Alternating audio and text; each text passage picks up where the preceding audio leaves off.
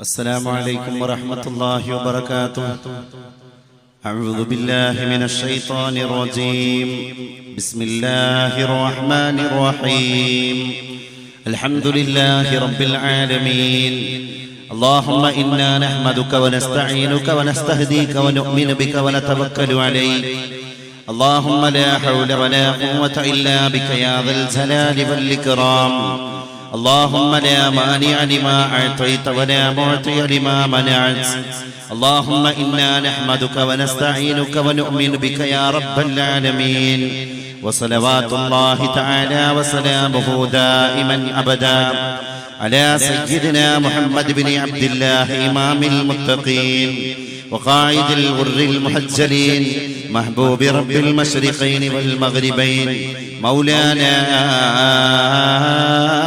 ومولى الثقلين الذي كان متواصل الأحزان دائم الفكرة ليست له راحة طويل السكت لا يتكلم في غير حاجة كلامه فصل لا فضول ولا تقصير ليس بالجافي ولا مهين يعظم النعمة وإن دقت لا يضم منها شيئا غير أنه لم يذم ذواقا ولا يمدح ولا يغضبه الدنيا ولا ما كان لها إذا أعرض أشاح جل ضحكه التبسم يفتر عن مثل حب الغمام يتلألأ وجهه تلألؤ القمر ليلة البدر. اللهم فابلغه أن السلام. اللهم فابلغه أن السلام. اللهم فابلغه أن السلام. واذكرنا يا محمد عند ربك صلى الله عليه وسلم. إن لله عبادا فطنا طلقوا الدنيا وخافوا الفتنا نظروا فيها ولما علموا أنها ليست لحي باطنا جعلوها لجة واتخذوا صالح الأعمال فيها سفنا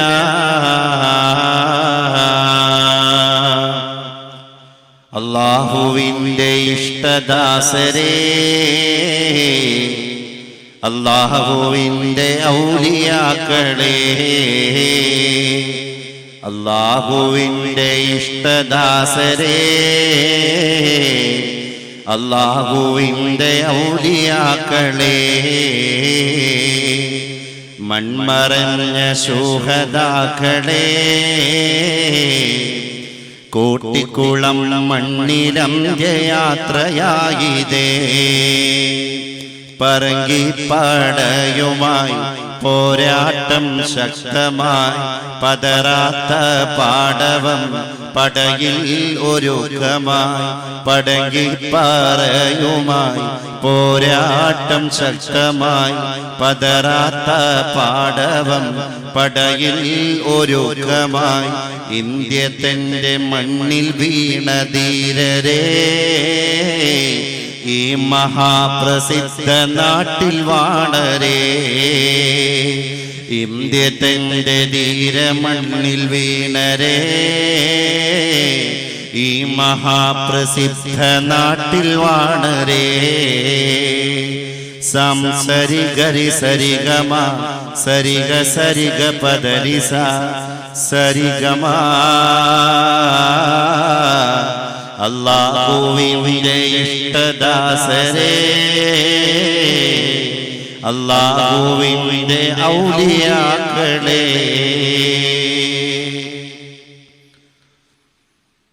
തുझे इस कौम ने पाला है आगोशे मोहब्बत में कभी ये नौजवान मुस्लिम तदब्बुर भी किया तूने वो क्या गिरदौन तू जिसका है एक टूटा हुआ तारा गवा दी हमने जो असलाफ से मीरात पाई थी गवा दी हमने जो असलाफ से मीरात पाई थी सुरैया से जमीन तक आसमाने हमको दे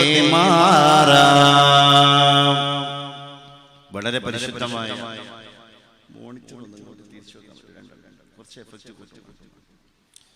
കോട്ടിക്കുളം ചരിത്ര പ്രസിദ്ധമായ മഖാം ഉറൂസിന്റെ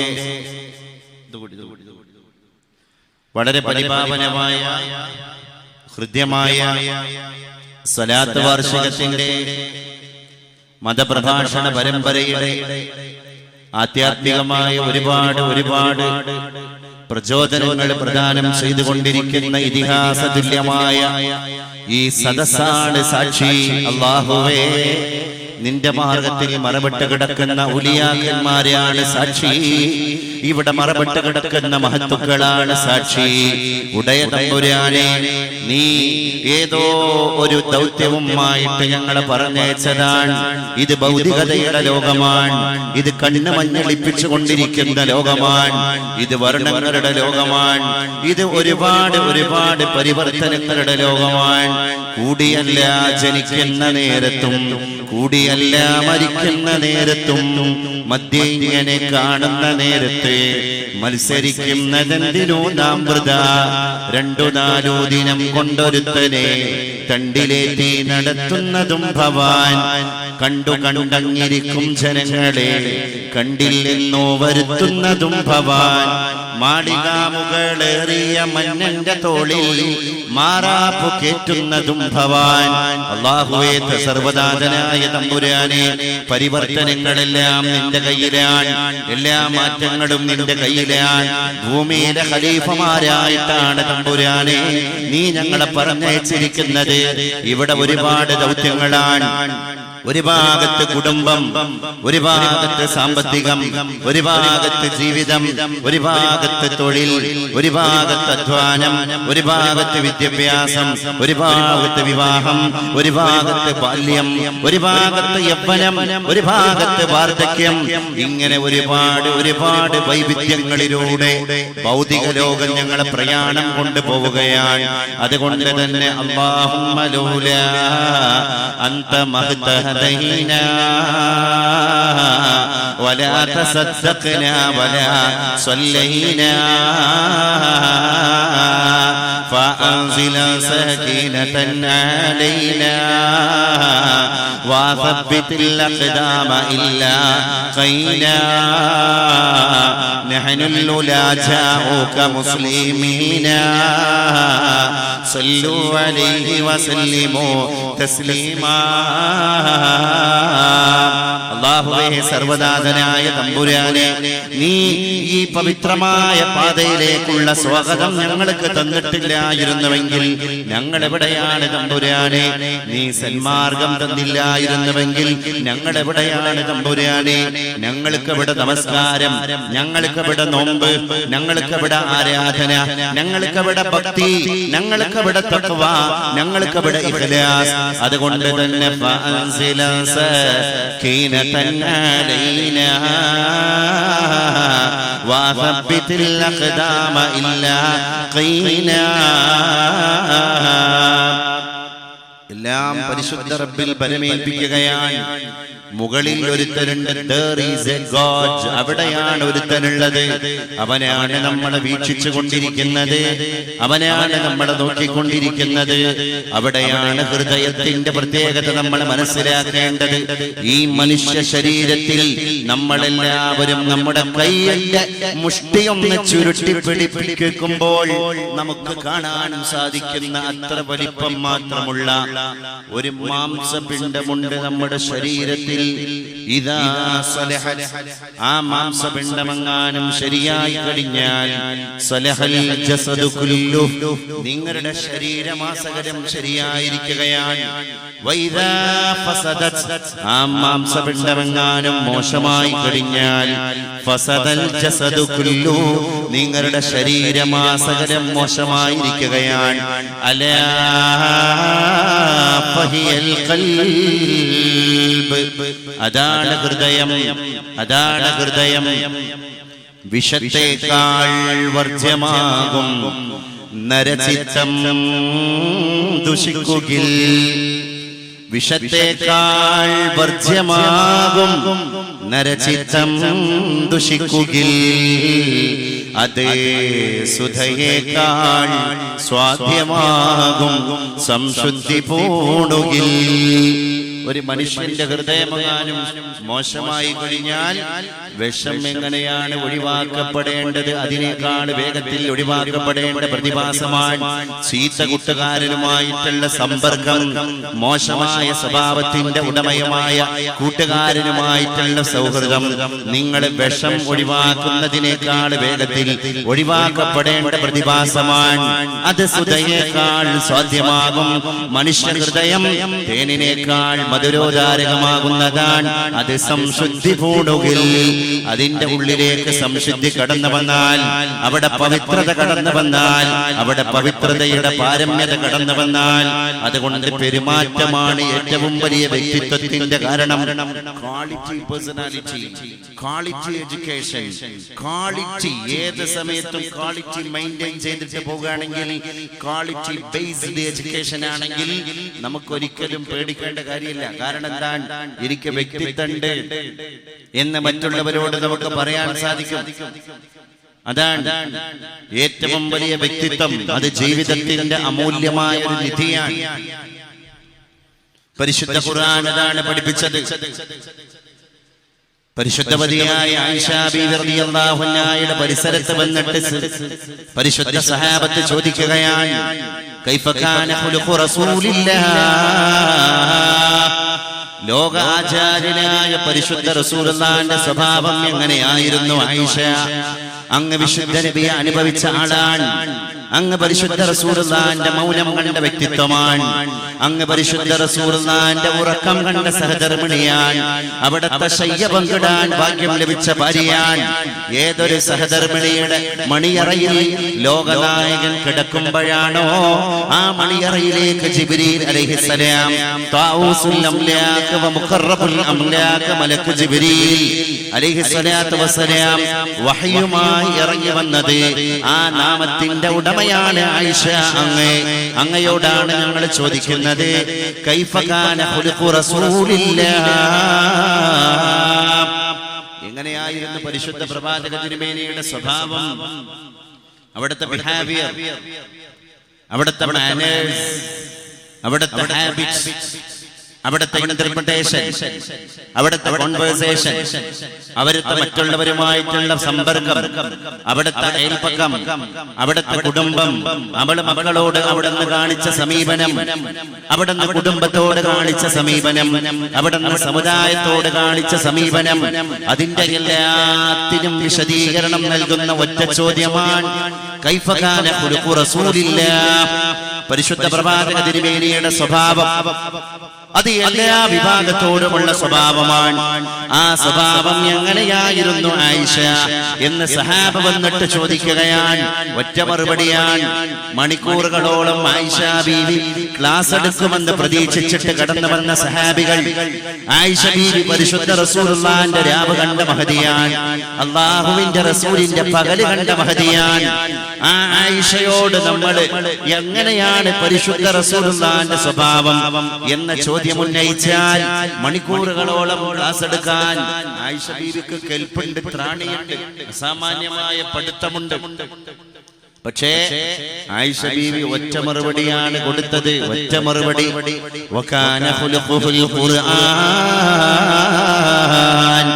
അവിടുത്തെ സ്വഭാവം ഖുർആനായിരുന്നു സഹാബ. അവിടുത്തെ സ്വഭാവം ഖുർആനാണ്. കുട്ടികളോട് എങ്ങനെയാണ് പെരുമാറേണ്ടത് എന്ന് പഠിപ്പിച്ചു ഖുർആൻ. സഹധർമ്മിണിമാരോട് എങ്ങനെയാണ് പെരുമാറേണ്ടത് എന്ന് പഠിപ്പിച്ചു ഖുർആൻ. ഭർത്താവിനോട് എങ്ങനെ പെരുമാറണം എന്ന് പഠിപ്പിച്ചു ഖുർആൻ. സമുദായത്തോട് എങ്ങനെ പെരുമാറണം എന്ന് പഠിപ്പിച്ചു ഖുർആൻ. വസമാന മേ മുഅസ്സസ് തേ മുസൽമാൻ ഹോകർ वज़माने में मुअज़्ज़ज़ थे मुसलमान होकर आज हम खार हुए तारिके ഖുർആൻ होकर. അല്ലാമ ഇഖ്ബാൽ പുതിയ തലമുറയെ അഭിസംബോധന ചെയ്തിട്ട് കവിത പാടുകയാണ്. നമ്മുടെ മുമ്പ് കടന്നു വന്ന ആളുകൾക്ക് വലിയ അഭിമാനമായിരുന്നു, വലിയ ഇസ്സത്തായിരുന്നു. അവർക്ക് സമുദായത്തിന്റെ ഇടയിൽ വലിയ ആദരവായിരുന്നു. ആളുകൾക്കിടയിൽ വലിയ അഭിമാനമാൻ, വലിയ ആദരവാൻ. എവിടെ നിന്നാണ് അവർ ആ ഇസ്സത്തിനെ സമ്പാദിച്ചത് എന്ന് നമ്മൾ മനസ്സിലാക്കണം എന്ന് പുതിയ തലമുറയോട് ലോകത്തിന്റെ ഉത്തരേന്ത്യയുടെ കവിതാ സാമ്രാജ്യത്തിലെ സാമ്രാട്ടായ ഹിന്ദുസ്ഥാനി സംഗീതത്തിന്റെ പൂങ്കുയിലായ ഉത്തരേന്ത്യൻ കാവ്യതല്ലജങ്ങളുടെ രാജകുമാരനായ അല്ലാമ മുഹമ്മദ് ഇഖ്ബാൽ നമ്മളോട് കവിത പാടുകയാണ്. വസമാന മേ മുഅസ്സസ് തേ മുസൽമാൻ ഹോകർ. അന്നത്തെ കാലഘട്ടത്തിലെ മുസ്ലിങ്ങൾക്ക് വലിയ അഭിമാനമാൻ, അന്നത്തെ കാലത്തെ മുസ്ലിങ്ങൾക്ക് വലിയ ആദരവാൻ, അവർക്ക് വലിയ ഹോണറബിൾ എക്സിസ്റ്റൻസ് ആണ്. എന്താണ് അത്? കിട്ടാനുള്ള ചേതോവികാരം. അത് മറ്റൊന്നു കൊണ്ടുമല്ല, ഖുർആൻ ഹോകർ. അവരുടെ കയ്യിൽ ഖുർആനാൻ, അവരുടെ കയ്യിൽ വിശുദ്ധ വേദഗ്രന്ഥമാൻ, അവരുടെ കയ്യിൽ ആധ്യാത്മികതയുടെ പ്രകാശമാൻ. അവർ സുരയ്യ നക്ഷത്രത്തിന്റെ സിംഹാസനത്തിലാണ്. ഗവാദി ഹംനെ ജോ അസ്ലാഫ് സേ മീറാത്ത് പായി തീ. പഴയകാല പൂർവസൂരികളുടെ കൈകളിൽ നിന്ന് നമ്മൾക്ക് കിട്ടേണ്ട വസ്തുക്കളെ വഴിയിൽ എവിടെയോ നമ്മൾ കളഞ്ഞിരിക്കുകയാണ്, വഴിയിൽ എവിടെയോ നമ്മൾ നഷ്ടപ്പെടുത്തിയിരിക്കുകയാണ്. അതുകൊണ്ട് തന്നെ സുറയ്യാസേ ജമീൻ തക്ക് ആസ്മാനേ ഹംകോ ദേ മാറാ. സുരയ്യ നക്ഷത്രത്തിന്റെ സിംഹാസനത്തിൽ നിന്ന് ആകാശം നമ്മളെ ചുരുട്ടി പിടിച്ച് ഭൂമിയുടെ പാതാളത്തിലേക്ക് വലിച്ചെറിഞ്ഞിരിക്കുകയാണ്. ഇന്ന് നമ്മുടെ സ്ഥാനം എവിടെയാണ്? ആകാശത്തിന്റെ ഗഗനവിധാനങ്ങളിൽ ഏറ്റവും തിളക്കമുള്ള നക്ഷത്രത്തിന്റെ പേരാണ് സുറയ്യ. മാധവിക്കുട്ടി എന്ന് പറയുന്ന കമലാദാസ് ഇംഗ്ലീഷ് സാഹിത്യത്തിലും മലയാള സാഹിത്യത്തിലും ഒരുപോലെ തൂലിക ചലിപ്പിച്ച് ഇന്ത്യ മഹാരാജ്യത്തെ അത്ഭുതപ്പെടുത്തിയ മാധവിക്കുട്ടി, കമലാദാസ് എന്ന് ഇംഗ്ലീഷുകാര് വാഴ്ത്തി പറഞ്ഞ മാധവിക്കുട്ടി. ആ മാധവിക്കുട്ടി പിൽക്കാലത്ത് ഇസ്ലാമിലേക്ക് കടന്നു വന്നപ്പോ സ്വീകരിച്ച പേര് അത് സുറയ്യ എന്ന പേരാണ്. എന്തുകൊണ്ട്? വാനലോകത്തിലുള്ള കോടാനുകോടി നക്ഷത്രങ്ങളുടെ കൂട്ടത്തിൽ ഏറ്റവും തിളക്കമുള്ള നക്ഷത്രമുണ്ട്. ആ നക്ഷത്രത്തിന്റെ പേരാണ് സുറയ്യ. ഇഖ്ബാൽ പറയുകയാണ്, സുറയ്യ സേ ജമീൻ തക്ക് ആസ്മാനേ ഹംകോ ദേ മാറാ. സുരയ്യ നക്ഷത്രത്തിന്റെ സിംഹാസനത്തിൽ ആരൂഢനായ ചക്രവർത്തിയായിരുന്നു നമ്മളെല്ലാം. നമ്മുടെ വല്യപ്പമാർ എവിടെയാണ് ഇരുന്നത്? ഇന്ന് നമ്മൾ ഇരിക്കുന്നത് എവിടെയാണ്? പാതാളത്തിലാണ്. ഇന്ന് നമ്മൾ ഇരിക്കുന്നത് എവിടെയാണ്? ഭൗമമണ്ഡലത്തിന്റെ പാതാളത്തിലാണ്. എന്തേ കാരണം? സുറയ്യ സേ ജമീൻ തക്ക് ആസ്മാനേ ഹംകോ ദേ മാറാ.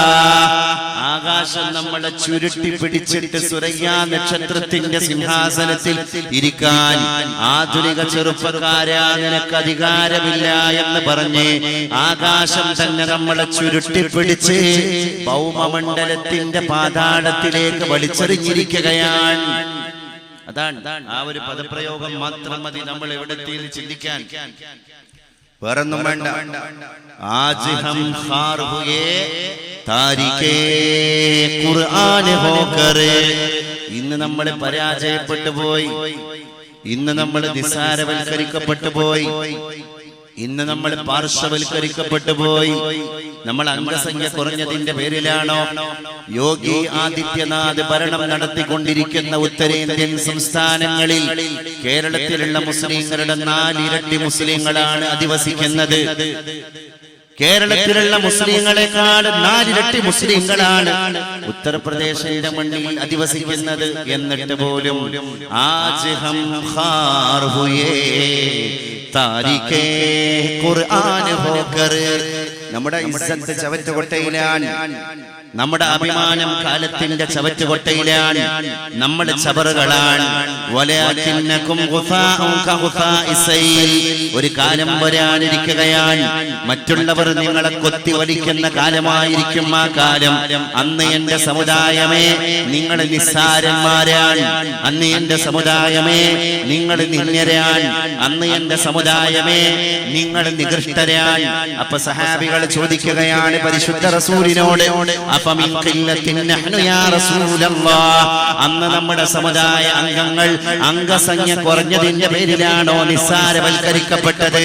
അന്ന് നമ്മുടെ സമുദായ അംഗങ്ങൾ എണ്ണത്തിൽ കുറവായ ന്യൂനപക്ഷമായതിന്റെ പേരിലാണോ പാർശ്വവൽക്കരിക്കപ്പെട്ടത്?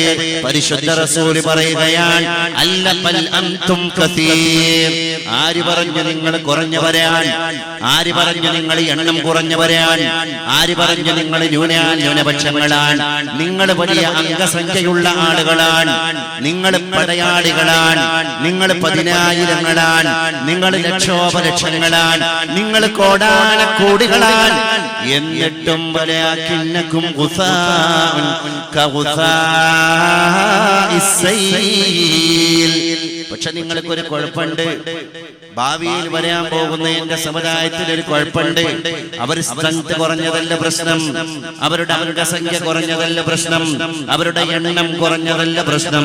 അവര് മലവെള്ളപ്പാച്ചിലൂടെ ഒലിച്ചിറങ്ങുന്ന ചവറുകളാണ്, അവർ ചണ്ടികളാണ്, അവർ ചവറ്റുകൊട്ടയിലാണ്, അവരുടെ സ്ഥാനം മാലിന്യ കൂമ്പാരങ്ങളിലാണ്. അവരെ സ്വഭാവത്തെ സംശുദ്ധീകരിക്കണം, അവര് വിദ്യാഭ്യാസത്തെ ധാർമ്മികവൽക്കരിക്കണം, അവര് നവോത്ഥാനങ്ങളെ വീണ്ടെടുക്കണം, അവര് ചാരിത്രത്തെ ജഗന്നന്വേഷിക്കണം, അവര് പരിച്ചുപോയിരിക്കുന്ന പാരമ്പര്യങ്ങളെ വേരോടെ പിഴുതെറിയപ്പെട്ട സ്ഥലങ്ങളിൽ പോയി അതിനെ സംസ്ഥാപനം നടത്തണം. അവര് പെണ്ണിന്റെ കയ്യിലേക്ക് ചാരിത്രത്തെ തിരിച്ചു കൊടുക്കണം.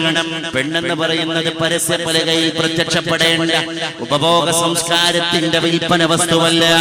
പെണ്ണെന്ന് പറയുന്നത് അവള് രാജകുമാരിയാണ്, അവള് മരതകമാണ്, അവള് മാണിക്യമാണ്, അവള് വൈഡൂര്യമാണ്, അവള് ഗോമേതകമാണ്, അവൾ ഇന്ദ്രനീലമാണ്, അവൾ പുഷ്യരാഗമാണ്, അവൾ പത്മരാഗമാണ്, അവൾ എമറാൾഡാൻ, അവൾ റൂബിയാൻ, അവൾ സുമർറദാൻ, അവൾ സമർജദാൻ, അവൾ മാണിക്യമാൻ, അവൾ രത്ന സമാനമായ ശക്തി വിശേഷമാൻ. ആ പെണ്ണാണ് ഇന്ന് പരസ്യപലകയിൽ തന്റെ മാതകമേനി പ്രദർശിപ്പിച്ചു കൊണ്ടിരിക്കുന്നത്. ആ പെണ്ണാണ് കച്ചവടങ്ങളെ പൊടിപിടിപ്പിച്ചുകൊണ്ടിരിക്കുന്നത്. ആ പെണ്ണാണ് ശരീരത്തെ വിൽപ്പന നടത്തിക്കൊണ്ടിരിക്കുന്നത്. ആ പെണ്ണാണ് മെക്കാനിസം, പുതിയ പുതിയ ഉൽപ്പന്നമായി കൊണ്ടിരിക്കുന്ന മെക്കാനിസം, സ്ത്രീ വസ്ത്ര വിപണിയുടെ മെക്കാനിസത്തിന്റെ പ്രൊഡക്റ്റ് ആയിക്കൊണ്ടിരിക്കുന്നത്. അവിടെയാണ് പ്രശ്നം. വേറൊരു കുഴപ്പം നമുക്കുണ്ടായിട്ടില്ല. ഭാരത സ്ത്രീകൾ തൻ ഭാവശുദ്ധി എന്ന കവിത പറഞ്ഞ രാജ്യമാണ് ഈ കേരളം. ആ നാടാണ് ഈ നാട് എന്ന് നമ്മൾ തിരിച്ചറിയണം. പരിശുദ്ധി ഉണ്ടായിരുന്നു, ചാരിത്രം ഉണ്ടായിരുന്നു. എന്താ കാരണം? ഖുർആൻ താരിഖേ ഖുർആൻ ഹോക്കർ. അപ്പൊ എവിടെയും ഖുർആൻ, കുടുംബജീവിതത്തിൽ ഖുർആൻ. ഖുർആൻ എന്ന് പറയുന്നത് ഒരു പാരായണം ചെയ്യപ്പെടാൻ മാത്രമുള്ള ഗ്രന്ഥമല്ല, അത് പകർത്താനുള്ള ഗ്രന്ഥം കൂടിയാണ്. അത് ജീവിതത്തിന്റെ മാനിഫെസ്റ്റോ ആണ്, അത് ജീവിതത്തിന്റെ നിലപാടാണ്, അത് ധാർമ്മികതയുടെ സവര്യയാണ്. ഖുർആൻ അതൊക്കെയാണ്. എസ്പെഷ്യലി ഇത് വെക്കേഷൻ സമയമാണ്. നമ്മൾ കുട്ടികളുമായിട്ട് എത്രമാത്രം സമ്പർക്കം പുലർത്തണം എന്ന് ഈ അവധി ദിനങ്ങളിൽ നമ്മളെ ബോധ്യപ്പെടുത്തണം. ഒരു സമയത്ത് മദ്രസ കഴിഞ്ഞ് വരുമ്പോഴേക്ക് സ്കൂൾ, രണ്ടും കൂടി കുട്ടിക്ക് പഠിക്കാൻ പോകണം. ബാപ്പരാത്രി ഒരുപാട് വൈകിട്ടാണ് വരിക. അപ്പോഴേക്ക് കുഞ്ഞ് സ്കൂളിലെ മദ്രസയിലെ പഠനം കഴിഞ്ഞിട്ട് കടന്നിട്ടുണ്ടാകും. ബാപ്പ എണീക്കണതിന്റെ മുമ്പ് കുഞ്ഞ് നേരത്തെ മദ്രസയിലേക്ക് പോയിട്ടുണ്ടാകും. കുഞ്ഞ് മദ്രസ വിട്ട് വരുന്നതോടുകൂടെ സ്കൂളിന്റെ വാഹനം വന്നിട്ട് കോളിംഗ് ബെൽ അടിക്കുന്നുണ്ടാകും, ഹോണമെടുക്കുന്നുണ്ടാകും. കുട്ടി സ്കൂളിലേക്ക് പോവുകയാണ്. പിതാവും മക്കളും തമ്മിൽ പരസ്പരം ഒരു കമ്മ്യൂണിക്കേഷൻ പോലുമില്ല. പിതാവ് പലപ്പോഴും മക്കളെ കാണുന്നില്ല. അദ്ദേഹം കുടുംബത്തിന്റെ രണ്ടറ്റം കൂട്ടിമുട്ടിക്കാനുള്ള ഓട്ടത്തിലാണ്. അദ്ദേഹം തത്രപ്പാടിലാണ്, അദ്ദേഹം അധ്വാനത്തിലാണ്. അതുകൊണ്ട് ഈ അവധിക്കാലത്ത് 2 മാസം നമ്മൾ മക്കളെ മാറോട് ചേർത്ത് വെക്കേണ്ട മാസമാണ്. മക്കളുടെ കവിളത്ത് ചുംബനം കൊടുക്കേണ്ട മാസമാണ്. മക്കൾക്ക് സ്നേഹം പകർന്നു കൊടുക്കേണ്ട മാസമാണ്. പലപ്പോഴും നമ്മുടെ മക്കള് വാട്സപ്പിന്റെ തിരക്കില്, ഫേസ്ബുക്കിന്റെ തിരക്കില് നമ്മുടെ മക്കൾക്ക് മുത്തം കിട്ടാതെ പോവുകയാണ്. നമ്മുടെ മക്കൾക്ക് സ്നേഹം കിട്ടാതെ പോവുകയാണ്. കുടുംബത്തിന്റെ 100 കൂട്ടം തിരക്കിന്റെ ഇടയിൽ നമ്മുടെ മക്കളും മാതാപിതാക്കളും തമ്മിൽ ബന്ധങ്ങൾ നഷ്ടപ്പെട്ടുകൊണ്ടിരിക്കുകയാണ്. തൊടുപുഴയിലെ 7 വയസ്സുകാരന്റെ ദീനരോധനങ്ങൾ ഇപ്പോഴും നമ്മുടെ ഹൃദയഭിത്തികളിൽ വന്നിട്ട് പ്രതിധ്വനി സൃഷ്ടിച്ചുകൊണ്ടിരിക്കുകയാണ്. 3.5 വയസ്സുള്ള കുഞ്ഞനുജന്റെ മുന്നിൽ വെച്ചിട്ടാണ് 7 വയസ്സുകാരനായ ഒട്ടും പൊട്ടും തിരിയാത്ത നിഷ്കളങ്കനായ സുന്ദരനായ സുശീലനായ സുമുഖനായ ബാലനെ മാതാവിന്റെ കാമുകൻ വന്നിട്ട് തലയിട്ട് ഭിത്തിയിൽ അടിച്ച് കൊലപ്പെടുത്തിയത്. ആ കുട്ടിയുടെ ആത്മാവ് പൊറുക്കാത്ത തെറ്റാണത്. നമ്മൾ ഇപ്പോഴും അതിന്റെ ഭീമാകാരമായ ഞെട്ടലിൽ നിന്ന് നമ്മളാരും മുക്തമായിട്ടില്ല. നമ്മുടെ മനസ്സൊക്കെ ആ കുട്ടിക്ക് വേണ്ടി പ്രാർത്ഥിച്ചുകൊണ്ടിരിക്കാൻ, ആ കുട്ടിയുടെ കുഞ്ഞനുജന് വേണ്ടി പ്രാർത്ഥിച്ചുകൊണ്ടിരിക്കാൻ നമ്മൾ ചിന്തിക്കണം. എന്റെ പ്രിയപ്പെട്ടവരെ, വിദ്യാഭ്യാസത്തിന്റെ കമ്മിയാണോ അരുൺകുമാറിന്?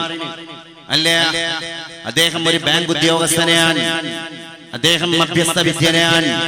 ഈ കുട്ടിയുടെ മാതാവാകുന്ന അരുൺകുമാറിന്റെ കാമുകി, അവൾക്ക് വിദ്യാഭ്യാസത്തിന്റെ കുറവുണ്ടോ? അവൾ ബിടെക് ബിരുദധാരിയാണ്. ബിടെക് ബിരുദധാരിയായ അമ്മയാൻ 7 വയസ്സുകാരനായ തന്റെ കുഞ്ഞുമോനെ തന്റെ സ്വന്തം കാമുകൻ തന്റെ തല പിടിച്ചിട്ട് ശിരസ് പിടിച്ചിട്ട് ഭിത്തിയിൽ അടിച്ച് രക്തം വാർന്നൊലിച്ചു കൊണ്ടിരിക്കുമ്പോഴും ആശുപത്രിയിലേക്ക് കൊണ്ടുപോകാൻ 1 മണിക്കൂർ വൈകിപ്പിച്ചത് ആ അമ്മയാണ്. ആ അമ്മയുടെ നാട്ടിലാണ് നമ്മളും ജീവിച്ചു കൊണ്ടിരിക്കുന്നത്. വിദ്യ കൊണ്ടറിയേണ്ടതറിയാതെ വിദ്വാനെന്നു നടിക്കുന്നിതു ചിലർ, കുങ്കുമത്തിന്റെ ഗന്ധമറിയാതെ കുങ്കുമം ചുമക്കും പോലെ ഗർദഭം. വിദ്യാഭ്യാസം എന്തിനാണ് ഞാൻ ചോദിക്കാൻ ആഗ്രഹിക്കുകയാണ്. അതുകൊണ്ട് വിദ്യാഭ്യാസം ഉണ്ടായാൽ അവൻ സംസ്കാരശീലനായി എന്ന് വിലയിരുത്തപ്പെടുന്നതാണ് പുതിയ ലോകത്തിന്റെ ഏറ്റവും വലിയ പ്രതിസന്ധി. ആ പ്രതിസന്ധിയിൽ നിന്ന് ധാർമ്മിക ബോധമുള്ള വിദ്യാഭ്യാസത്തിലേക്ക് നമ്മുടെ പുതിയ തലമുറയെ നമ്മൾ വഴി നടത്തണം. ഇല്ലെങ്കിൽ നമ്മുടെ മക്കൾക്ക് കിട്ടാതെ പോകുന്നത് ഒരുപാട് സ്നേഹമാണ്. ഒരു ദിവസം സുഫിയാൻ സൗരി റളിയല്ലാഹു അൻഹു പറയുകയാണ്, ദഖൽതു അലാ റസൂലില്ലാഹ് സല്ലല്ലാഹു അലൈഹി വസല്ലം. ഒഴിവ് ദിവസം കിട്ടിയപ്പോ പരിശുദ്ധ റസൂലുള്ളാഹിന്റെ വീട്ടിലേക്ക് അല്ലാഹുവിന്റെ റസൂലിനെ ഒന്ന് കാണാൻ, അവിടത്തോടൊന്ന് കുശലാന്വേഷണങ്ങൾ നടത്താൻ, പരിശുദ്ധ റസൂലിന്റെ വീട്ടിൽ പോയി സന്ദർശിക്കാൻ ശിഷ്യനായി ഞാൻ തീരുമാനിക്കുകയാണ്. അങ്ങനെ സുഫിയാൻ സൗരി റളിയല്ലാഹു അൻഹു പറയുകയാണ്, ദഖൽതു അലാ റസൂലില്ലാഹ്, അല്ലാഹുവിന്റെ റസൂലിന്റെ വീട്ടിലേക്ക് ഞാൻ കേറി ചെന്ന സന്ദർഭത്തിൽ പരിശുദ്ധ നബിയുടെ അവസ്ഥ എന്താണ്? ഫഹുവ അലാ അർബഅ, അല്ലാഹുവിന്റെ റസൂൽ 4 കാലിലാണ്. ഫഹുവ അലാ അർബഅ, പരിശുദ്ധ ഗുരു 4 കാലിൽ നടക്കുകയാണ്. 4 കാലിൽ നടക്കുകയാണ് എന്ന് പറഞ്ഞാൽ അതിന്റെ അർത്ഥം എന്താ? 2 കൈ കുത്തി 2 കാലിന്റെയും മുട്ട് കുത്തിയിട്ട് വീടിന്റെ നിലത്തിലൂടെ ഫ്ലോറിലൂടെ പരിശുദ്ധ നബി ലോകം പടക്കാൻ കാരണക്കാരനായ ഉന്നത പ്രവാചകൻ, 1,24,000-ൽ പരം വരുന്ന പ്രവാചകന്മാരുടെ നായകൻ, ലോകം പടക്കാനുള്ള കാരണക്കാരൻ പരിശുദ്ധനായ റസൂലുള്ളാഹിന്റെ വീട്ടിൽ മുട്ടുകുത്തി നടക്കുകയാണ്. എന്നിട്ട് വൽ ഹസന വൽ ഹുസൈനു അലാ ളഹ്രിഹി, ലോകാചാര്യന്റെ പുറത്ത് ആരാണ് ഇരിക്കുന്നത്? മുട്ടുകുത്തി നടക്കുന്ന പരിശുദ്ധ റസൂലുള്ളാഹിന്റെ മുതുകിൽ ആരാണ് കേറിയിരിക്കുന്നത്? അവിടുത്തെ ഫാത്തിമാന്റെ മക്കളായ ഹസനാണ്, ഹുസൈനാണ്. ഹസനും ഹുസൈനും അലാ ളഹ്രിഹി, പ്രവാചക തിരുമേനിയുടെ പുറത്ത് ഇങ്ങനെ ഇരിക്കുകയാണ്. ഫഹുവ യഹ്ബു ബിഹിമാ ഫീ ഹുജ്രിഹി, നബി തങ്ങൾ തന്റെ റൂമിലെ ഈ 2 മക്കളെയും കൊണ്ടിട്ട് വേച്ച് മുട്ടുകുത്തി നടന്നു പോവുകയാണ്. വയഖൂൽ, എന്നിട്ട് പരിശുദ്ധ പിതാമഹൻ പരിശുദ്ധ വല്ലിപ്പ ഫാത്തിമാന്റെ മക്കളായ ഹസനോട് ഹുസൈനോട് പറയുകയാണ്, നിഅമൽ ജമലുകുമാ, ഹസനേ ഹുസൈനേ, നിങ്ങൾ യാത്ര ചെയ്യാൻ തിരഞ്ഞെടുത്ത തെരഞ്ഞെടുത്ത ഒട്ടകം എത്ര നല്ല ഒട്ടകമാണ്. നിങ്ങൾ യാത്ര ചെയ്യാൻ തെരഞ്ഞെടുത്ത ഒട്ടകം എത്ര മുന്തിയ ഇനം ഒട്ടകമാണ്, എത്ര മേൽത്തരം നല്ല ഒട്ടകമാണ്. വനിഅമൽ അജ്ലാനി അൻതുമാ, യാത്ര ചെയ്യുന്ന യാത്രക്കാരുടെ കൂട്ടത്തിൽ നിങ്ങൾ രണ്ടുപേരും എത്ര ഉത്കൃഷ്ടരാണ്, എത്ര ഭാഗ്യവാന്മാരാണ്. നിങ്ങൾക്ക് കിട്ടിയ ഒട്ടകം എത്ര ഉത്തമമായ ഒട്ടകം. യാത്ര ചെയ്യുന്ന നിങ്ങൾ എത്ര ഭാഗ്യവാന്മാരായ യാത്രക്കാർ. എന്താണ് നമ്മൾ ഈ ചരിത്ര സംഭവത്തിലൂടെ മനസ്സിലാക്കേണ്ടത്? ജീവിതത്തിന്റെ നൂറുകൂട്ടം തിരക്കുള്ള ഒരു പരിശുദ്ധ റസൂലാണ് സല്ലല്ലാഹു അലൈഹി വസല്ലം. മദീനയുടെ രാഷ്ട്രീയം അവിടുത്തെ കയ്യിലാണ്. അറേബ്യൻ മണരാരണ്യത്തിന്റെ മുഴുവൻ രാഷ്ട്രീയവും അവിടുത്തെ കയ്യിലാണ്. ലോകത്തിന്റെ ഭരണത്തിന്റെ ചെങ്കോൽ അവിടുത്തെ കയ്യിലാണ്. ഒരു ഭാഗത്ത് പെണ്ണിന് മോചനം കൊടുക്കണം, ഒരു ഭാഗത്ത് അടിമക്ക് സ്വാതന്ത്ര്യം കൊടുക്കണം, ഒരു ഭാഗത്ത് തൊഴിലാളിയുടെ വിയർപ്പ് പറ്റുന്നതിന്റെ മുമ്പ് കൂലി കൊടുക്കണം, ഒരു ഭാഗത്ത് കയ്യാമം വെക്കപ്പെട്ട അടിമയുടെ കയ്യാമങ്ങളെ പൊട്ടിച്ചെറിയണം, ഒരു ഭാഗത്ത് പാവപ്പെട്ട വിധവയുടെ കണ്ണീരപ്പണം, ഒരു ഭാഗത്ത് അധസ്ഥിതനായവന് സുരക്ഷിതത്വം കൊടുക്കണം, ഒരു ഭാഗത്ത് സഹാബത്തിന് അധ്യാപനം കൊടുക്കണം, ഒരു ഭാഗത്ത് ധർമ്മസമരത്തിന് പോകുന്ന സഹാബത്തിന് നേതൃത്വം കൊടുക്കണം, ഒരു ഭാഗത്ത് കിസ്റ രാജാവിന്റെ കൊട്ടാരത്തിൽ പോകണം, ഒരു ഭാഗത്ത് കൈസർ രാജാവിനോട് ഉഭയകക്ഷി ചർച്ചകളിൽ ഏർപ്പെടണം, ഒരു ഭാഗത്ത് നക്ഷത്രങ്ങളെ പഠിപ്പിക്കണം, ഒരു ഭാഗത്ത് ശാസ്ത്രം പഠിപ്പിക്കണം, ഒരു ഭാഗത്ത് സന്തുലിതത്വം പഠിപ്പിക്കണം, ഒരു ഭാഗത്ത് വിദ്യാഭ്യാസ ശാക്തീകരണം കൊണ്ടുവരണം. ഈ 100 കൂട്ടം തിരക്കിന്റെ ഇടയിലും പരിശുദ്ധ നബിയെ ശിഷ്യനായ ഞാൻ വീട്ടിൽ പോയപ്പോ കണ്ടെത്തിയത് രണ്ട് പേരക്കുട്ടികളെയും കൊണ്ട് ഒട്ടകമായി, കുതിരയായി, ആനയായി അല്ലാഹുവിന്റെ റസൂൽ 2 മക്കളെയും പുറത്ത് ചുമന്നിട്ട് മുതുകിൽ ചുമന്നിട്ട് മുട്ടുകുത്തി നടക്കുകയാണ്. അതാണ് ജീവിതം. That is what is the reality of life. ജീവിതത്തിന്റെ യാഥാർത്ഥ്യം അതാണ്. ആ യാഥാർത്ഥ്യത്തിലേക്ക് മനുഷ്യ മനസ്സുകളെ കൊണ്ട്, അതാണ്ടല്ലേ നബി തങ്ങൾ പറഞ്ഞത്, സഹൃദയനായ എന്റെ സ്നേഹിതൻ നിങ്ങൾ ഉസ്താദ് അവർകൾ ഇവിടെ സൂചിപ്പിച്ചു. അത് ബഹുമാന്യനായ അഷ്റഫ് ഉസ്താദ് അവർകൾ ഇവിടെ പറഞ്ഞു ആ കാര്യം.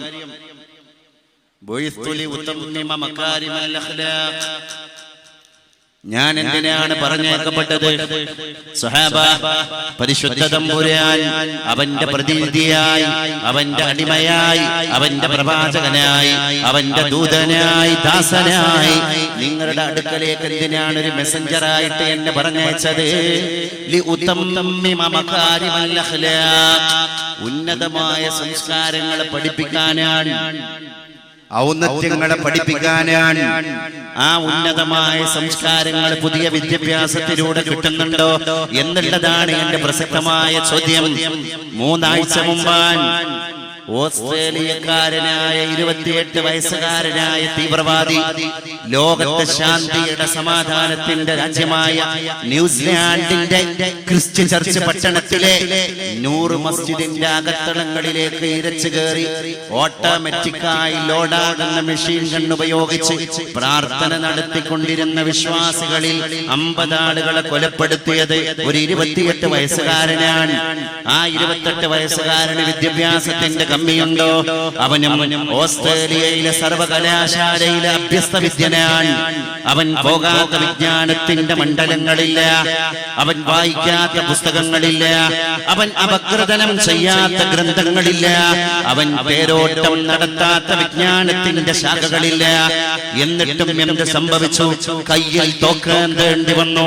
പാവപ്പെട്ട നിരപരാധിയുടെ മസ്തകത്തിലേക്ക്, നെഞ്ചിടത്തിലേക്ക്, അടിവയറ്റിലേക്ക് കാഞ്ചി വലിച്ചപ്പോഴാണ് തനിക്ക് സൗഹൃദം, സന്തോഷം കിട്ടിയത് എന്ന് അവൻ ലോകത്തോട് വിളിച്ചു പറയുകയാണ്. വിദ്യാഭ്യാസം പോലും സംസ്കാരം പഠിപ്പിക്കാത്ത പുതിയ നൂറ്റാണ്ടിന്റെ മടിത്തട്ടിലാണ് പരിശുദ്ധ റസൂലുള്ളാഹിന്റെ വചനങ്ങൾക്ക് പ്രസക്തിയേറുന്നത്.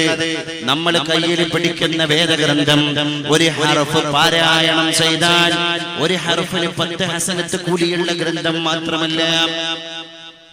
ഖുർആൻ അങ്ങനെ കുറെ മെസ്മറിസം. ഖുർആന്റെ ഒരു ഹർഫ് നിങ്ങൾ പാരായണം ചെയ്താൽ അതിന് 10 കൂലിയാണ്. അത് ഖുർആനല്ലാത്ത മറ്റൊരു ദിക്റിന് പോലുമില്ല. ഇത് ഖുർആനിന് മാത്രമുള്ളതാണ്. അതുകൊണ്ടല്ല റസൂൽ സല്ലല്ലാഹു അലൈഹി വസല്ലം നമ്മളെ പഠിപ്പിച്ചത് ലാ അഖൂലു അലിഫ് ലാം മീം ഹർഫ്. ഞാൻ ഒരിക്കലും നിങ്ങളോട് പറയൂല സഹാബ, നിങ്ങൾ പാരായണം ചെയ്യുന്ന ഖുർആനിലുള്ള അലിഫ് ലാം മീം എന്നത് ഒരു ഹർഫാണ് എന്ന് ഞാൻ ഒരിക്കലും പറയൂല.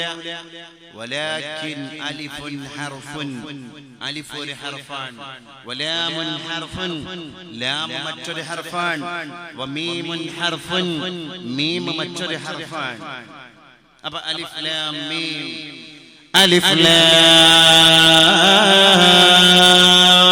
മീം എന്ന് പാരായണം ചെയ്യുന്നവന് ഒരു ഹർഫ് മുടിഞ്ഞ കൂലിയല്ല, 30 ഹസനത്ത് കിട്ടി. കാരണം അലിഫുൻ ഹർഫുൻ, ലാമുൻ ഹർഫുൻ, മീമുൻ ഹർഫുൻ.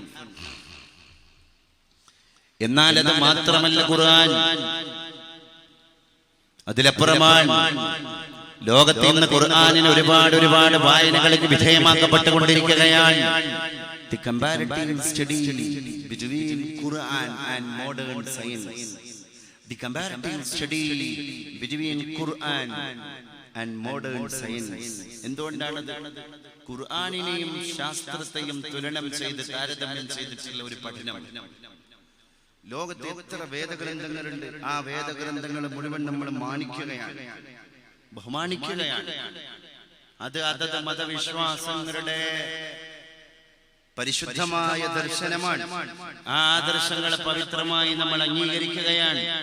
അതിന്റെ കൂടെ തന്നെ ഞാൻ പ്രസക്തമായ ഒരു ചോദ്യം കൂടി ചോദിക്കുകയാണ്. ലോകത്ത് ഇങ്ങനെ വായിക്കപ്പെടുന്ന, പഠിക്കപ്പെടുന്ന, അനലൈസ് ചെയ്യപ്പെടുന്ന, ഡിസ്ക്രിപ്ഷൻ നടത്തപ്പെടുന്ന, റിസർച്ച് ഗവേഷണങ്ങൾ നടത്തപ്പെടുന്ന ഒരു ഗ്രന്ഥം ഏതാണ്? അതാണ് അത്ഭുതം.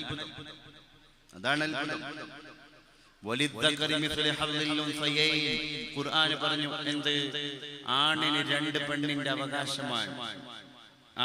ഒരാണിന് 2 പെണ്ണിന്റെ അവകാശം.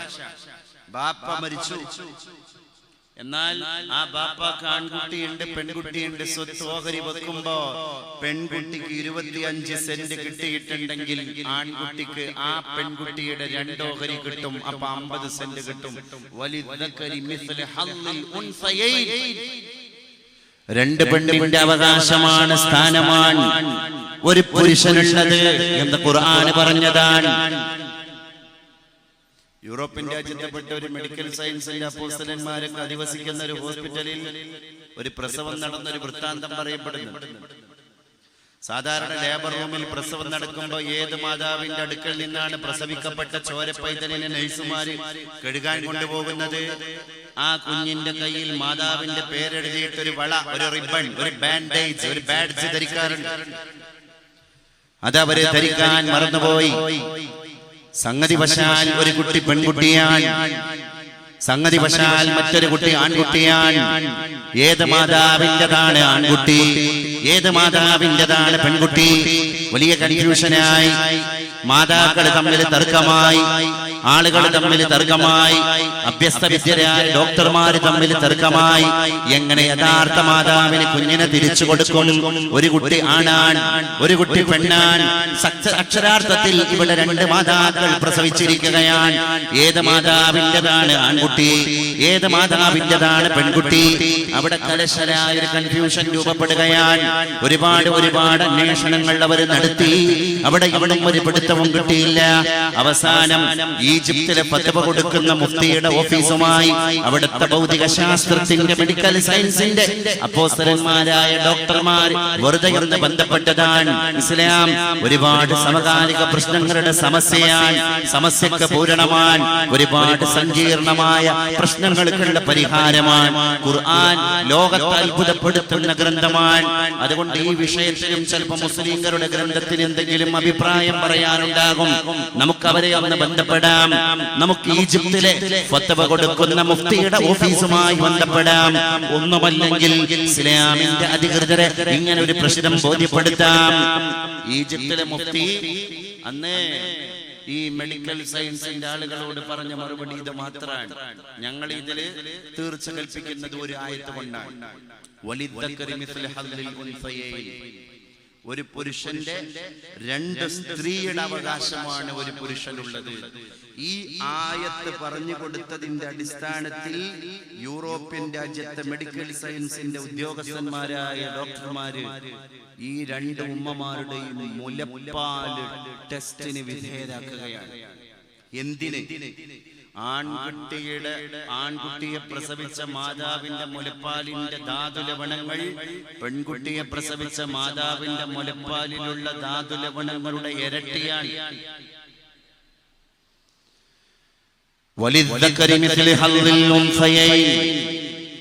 അത് അനന്തരാവകാശത്തിന്റെ സ്വത്ത് വിഹിതം ചെയ്യുന്നിടത്ത് മാത്രമല്ല, അത് പിതാവ് മരിച്ചുപോയ പ്രശ്നങ്ങൾക്ക് നിങ്ങൾ സ്വത്തിനെ, നിങ്ങൾ സമ്പത്തിനെ, നിങ്ങൾ പിതാവിന്റെ മുതലുകളെ വിഹിതം വെച്ച് കൊടുക്കുന്നിടത്ത് മാത്രമല്ല എന്ന് പുതിയ കാല സമസ്യകളുടെ മുമ്പിൽ പൂരണം പോലെ ഖുർആൻ വിളംബരം ചെയ്യുകയാണ്. അതുകൊണ്ട് തന്നെയാണ് ഖുർആൻ ഇനിയും ലോകത്തെ അത്ഭുതപ്പെടുത്താനിരിക്കുകയാണ്. ശാസ്ത്രങ്ങനെ മാറിക്കൊണ്ടിരിക്കുകയാണ്. ഇന്നലെ ചെയ്തോരബദ്ധം മൂഢർ ഇന്നത്തെ ആചാരമാവാം, നാളത്തെ ശാസ്ത്രമതാവാം, അതിൽ മൂളായിക സമ്മതം രാജൻ. ഓരോ അബദ്ധങ്ങളും ശാസ്ത്രങ്ങളായി കൊണ്ടിരിക്കുന്ന ലോകത്തെ ശാസ്ത്രത്തെ പോലും തിരുത്തിക്കൊണ്ടിരിക്കുന്നത് പരിശുദ്ധ വേദഗ്രന്ഥമാണ്, ഖുർആനാണ്. അത് ഖുർആനിന് മാത്രം സാധിക്കുന്ന ഏറ്റവും വലിയ അത്ഭുതമാണ്.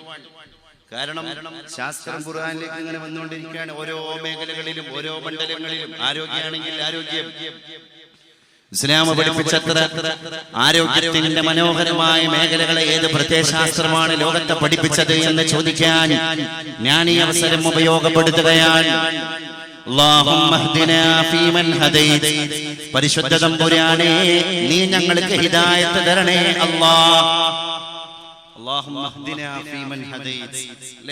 ഹിദായത്ത് ചോദിക്കുകയാണ് റബ്ബിനോട്.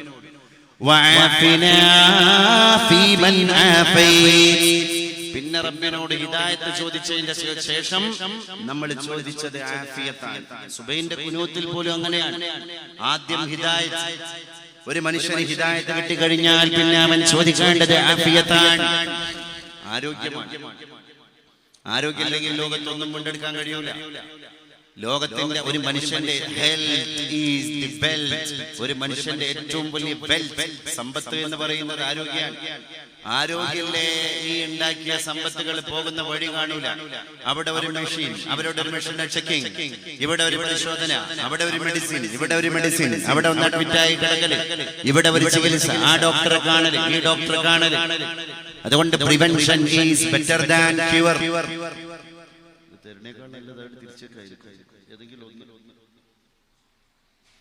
Prevention is better than cure. ചികിത്സിക്കുന്നതിനേക്കാൾ ഭേദം പ്രതിരോധമാണ്. അത് വലിയൊരു വാക്കാണ്. ചികിത്സയേക്കാൾ ഭേദം പ്രതിരോധം.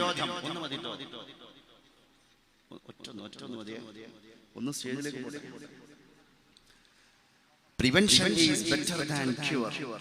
അത് ഇസ്ലാമിന്റെ ഒരു മോട്ടോ ആയിട്ട് തന്നെ നമ്മൾ സ്വീകരിക്കണം. ഇന്നാലിന്ന രോഗം വരാണ്ട്, ഇന്നാലിന്ന ജീവിത ശൈലിയുമായിട്ട് നമ്മൾ മുന്നോട്ട് പോവുകയാണെങ്കിൽ ഇത്തരം രോഗങ്ങൾ, ഇത്തരം പ്രതിസന്ധികൾ, ഇത്തരം പ്രയാസങ്ങൾ വരാനുള്ള സാധ്യത ഉണ്ട് എന്ന് നമ്മൾ കണ്ടറിഞ്ഞു കഴിഞ്ഞാൽ അതില് പ്രിവെൻഷനാണ് ഏറ്റവും ബെറ്റർ.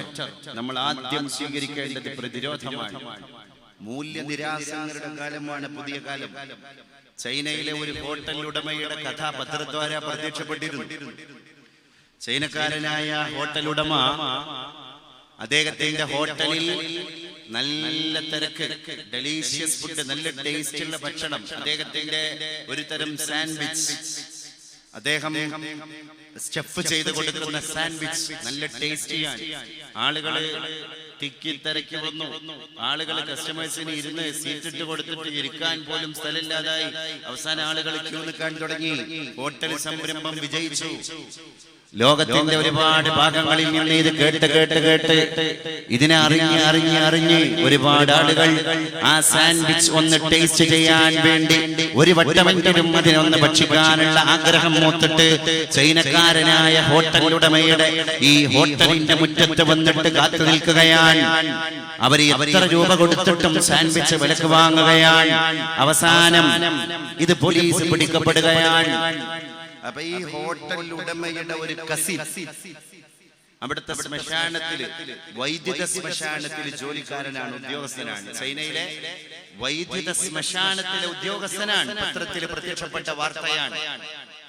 ആ ഉദ്യോഗസ്ഥനും ഈ ഹോട്ടലിൽ ഷെയർ ഉണ്ട്. തന്റെ കസിനും ഈ ഹോട്ടലിൽ ഷെയർ ഹോൾഡറാണ്. അപ്പൊ എന്താണ് ഹോട്ടൽ സംരംഭം വിജയിക്കാൻ കാരണം? വൈദ്യുത ശ്മശാനത്തിലുള്ള ഉദ്യോഗസ്ഥനാകുന്ന കസിന് ഈ സാൻഡ്വിച്ച് നിർമ്മിച്ചിട്ട് പൊടിപൊടിച്ച കച്ചവടമായിട്ട് മുന്നോട്ട് പോകുന്ന ഹോട്ടലിന്റെ ഷെയർ ഹോൾഡറും പാർട്ട്ണറുമായത് കൊണ്ട് എങ്ങനെ കച്ചവടം വിജയിച്ചു? അപ്പൊ എന്താണ് സംഭവം? അവിടെ ഒരാൾ മരിച്ചു കഴിഞ്ഞാൽ പിന്നെ വൈദ്യുത ശ്മശാനമാണ്. മൃതദേഹം ബന്ധുക്കൾ ആ ശ്മശാനത്തിന്റെ അധികൃതർക്ക് കൊടുത്തു കഴിഞ്ഞാൽ പിന്നെ ബന്ധുക്കൾക്ക് അകത്ത് കയറാൻ പാടില്ല. പിന്നെ ശ്മശാനം ദഹിപ്പിക്കുന്ന മെഷീനിലേക്ക് കൊണ്ടുപോവുകയാണ്. പിന്നെ അത് ദഹിപ്പിക്കുകയാണ്. മിനിറ്റുകളെ കൊണ്ട് ശ്മശാനത്തിലെ ദഹിപ്പിക്കപ്പെട്ട ആ മൃതദേഹം ഭസ്മമായി ചാരമായി മാറുകയാണ്. അതിന്റെ ഇടയിലാണ് ഒരു സ്ത്രീ മരിച്ചുപോയത്. ആ സ്ത്രീയുടെ ഭൗതിക ശരീരം, മൃതദേഹം ശ്മശാനത്തിലേക്ക് ദഹിപ്പിക്കാൻ വേണ്ടി കൊടുത്തേക്കുകയാണ്. അതിന്റെ ഇടയിലാണ് വിദൂര ദിക്കിൽ നിന്ന് ആ സ്ത്രീയുടെ മൃതദേഹം കാണാൻ കഴിയാത്ത ഒരു ബന്ധു ഓടി ഓടി കടന്നു വരികയാണ്. അധികൃതരോട് സമ്മതം വാങ്ങുകയാണ്. എനിക്ക് ആ മൃതദേഹം അവസാനത്തെ ഒരു നോക്ക് കാണണം. പക്ഷേ ഈ കസിന് അതൊന്നും അറിയില്ല. കസിന് മൃതദേഹം മേശപ്പുറത്ത് വെച്ചിട്ട് മൃതദേഹത്തിന്റെ ശരീരത്തിലുണ്ടായിരുന്ന വസ്ത്രമെല്ലാം ഉരിഞ്ഞിട്ട് നിതംബങ്ങളും, കാൽത്തുടയിലെ മാംസം, ചെസ്റ്റിലെ മാംസം, നിതംബത്തിലെ മാംസം, ഈ മാംസമെല്ലാം ഒരു ടേബിളിന്റെ മുകളിൽ വെച്ചിട്ട് വലിയ ബ്രോസ്റ്റ് ഷവർമയൊക്കെ മുറിക്കുന്ന വാളെടുത്തിട്ട് ഇങ്ങനെ മുറിച്ച് അപ്പുറത്തെ ചട്ടിയിലേക്ക് ഇങ്ങനെ അടുക്കും ചിട്ടയോടും കൂടി വെക്കുക. എല്ലാ മൃതദേഹങ്ങളിൽ നിന്നും മാംസളമായ ശരീരഭാഗങ്ങളിൽ നിന്ന് മനുഷ്യ ശരീരത്തിലെ മാംസങ്ങൾ ഛേദിച്ചെടുത്തതിന്റെ ശേഷം വികൃതമാക്കപ്പെട്ട മൃതദേഹമാണ് വൈദ്യുത ശ്മശാനത്തിലേക്ക് വെച്ചു കൊടുക്കുന്നത്.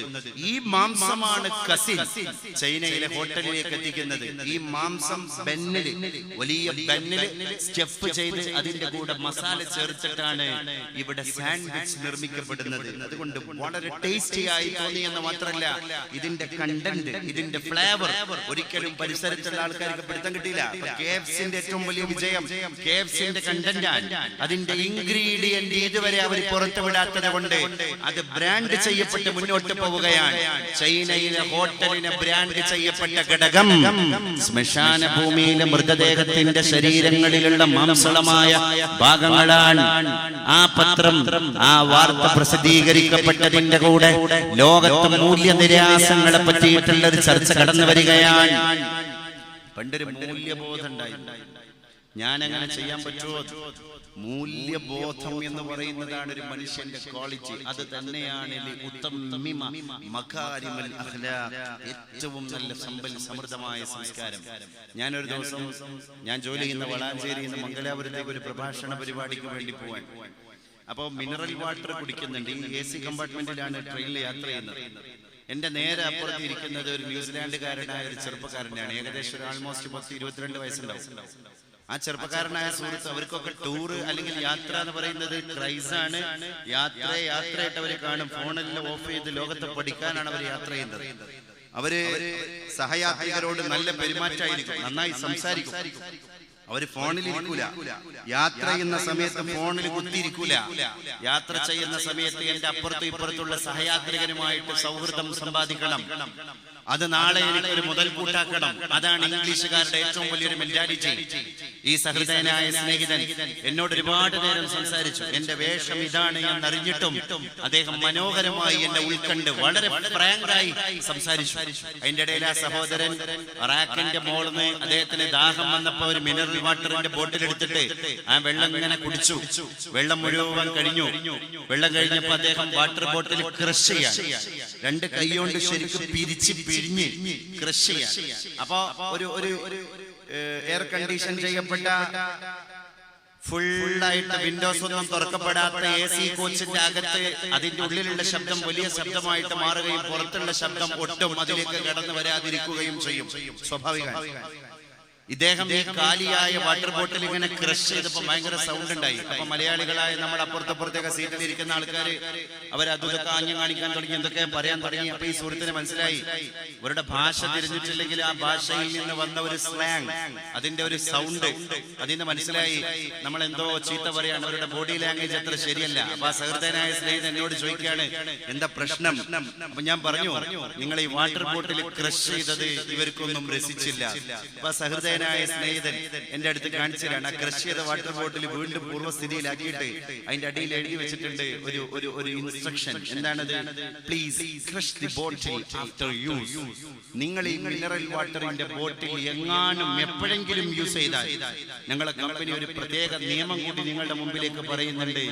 ആ ബോട്ടിൽ നിങ്ങൾ ക്രഷ് ചെയ്യണം, അത് നിങ്ങൾക്ക് ഉത്തരവാദിത്തമാണ്. എന്നിട്ട് ഈ സഹോദരൻ പറയാണ്, ലോകത്തെ ഏറ്റവും കൂടുതൽ യൂസ് ചെയ്യപ്പെട്ട മിനറൽ വാട്ടറിന്റെ ബോട്ടിൽ വലിച്ചെറിഞ്ഞതിന് ശേഷം വീണ്ടും റെയിൽവേ ട്രാക്കിൽ വലിച്ചെറിയപ്പെട്ട ഒരു പോറൽ പോലും ഏൽക്കാത്ത ഈ കാലിയായ വാട്ടർ ബോട്ടിൽ എടുത്തിട്ട് പുഴകളിൽ പോയി മാലിന്യ വെള്ളം, ജലം കെട്ടിക്കിടക്കുന്ന കായൽ പരപ്പുകളിൽ നിന്ന് കാണാൻ നല്ല തെളിവുള്ള ക്ലാരിറ്റിയുള്ള വെള്ളം വീണ്ടും വാട്ടർ ബോട്ടിലിൽ നിറച്ച് ഇതിന്റെ ടോപ്പ് സീൽ ചെയ്യാൻ ഒരു യന്ത്രം മതി, ഒരു മെഷീൻ മതി, മൂടി സീൽ ചെയ്യാൻ.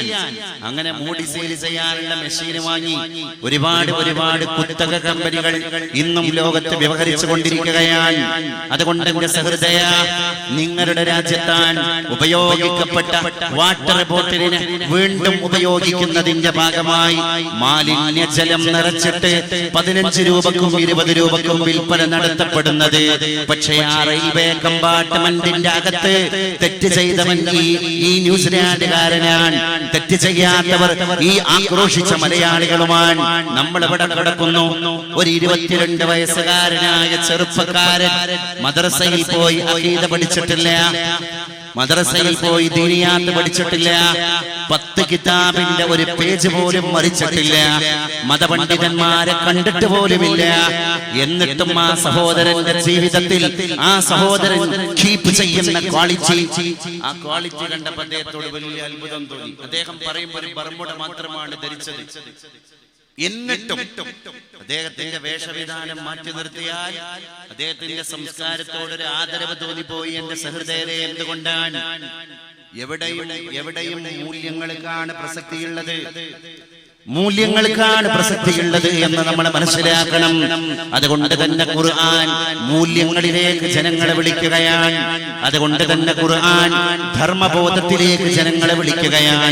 ആ ധർമ്മബോധത്തിന്റെ വിളംബരം കേൾക്കാൻ നമ്മൾ മുഴുവൻ ബാധ്യസ്ഥരാണ്. നമ്മളെല്ലാവരും ബാധ്യസ്ഥരാണ്. ഖുർആനിന്റെ വിളി അങ്ങനെയാണ്. ഇനിയും ലോകത്തെ അത്ഭുതപ്പെടുത്താൻ പോവാണ് ഖുർആൻ.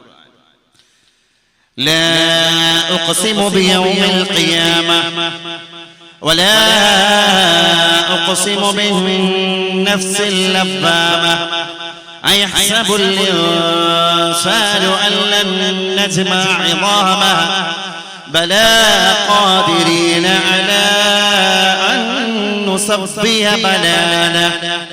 പരിശുദ്ധ ഖുർആനിന്റെ ഒരു മനോഹരമായ ആയത്താണ്. Please listen to me. കുറച്ചു നേരത്തേക്ക് നിങ്ങളെ കണ്ണും കാതും, ഇന്ന് ഖുർആൻ ആയതുകൊണ്ട് മോഡേൺ സയൻസ് ഒക്കെ ആയതുകൊണ്ട് തന്നെ കുറച്ചു നേരത്തേക്ക് നിങ്ങളുടെ കണ്ണും കാതൊക്കെ ഒന്ന് കുറച്ചു നേരം തരണം. ലാ ഉഖ്സിമു ബിയൗമിൽ ഖിയാമ, പരിശുദ്ധ ഖുർആൻ സത്യം ചെയ്ത് പറയാണ്, അന്ത്യനാളിനെ തന്നെയാണ് സത്യം.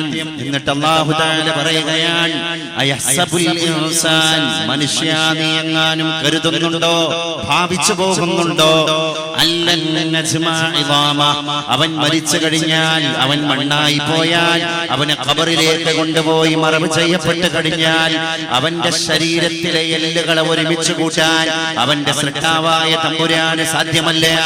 അവന്റെ ശരീരത്തിലുള്ള അസ്ഥികളെ, മാംസങ്ങളെ, അസ്ഥികളെ ഒരുമിച്ച് കൂട്ടാൻ അവന്റെ റബ്ബിന് സാധ്യമല്ല എന്ന് ഏതെങ്കിലും മനുഷ്യന്മാര് ധരിച്ചു പോകുന്നുണ്ടെങ്കിൽ പല കാര്യം അങ്ങനെ അല്ല.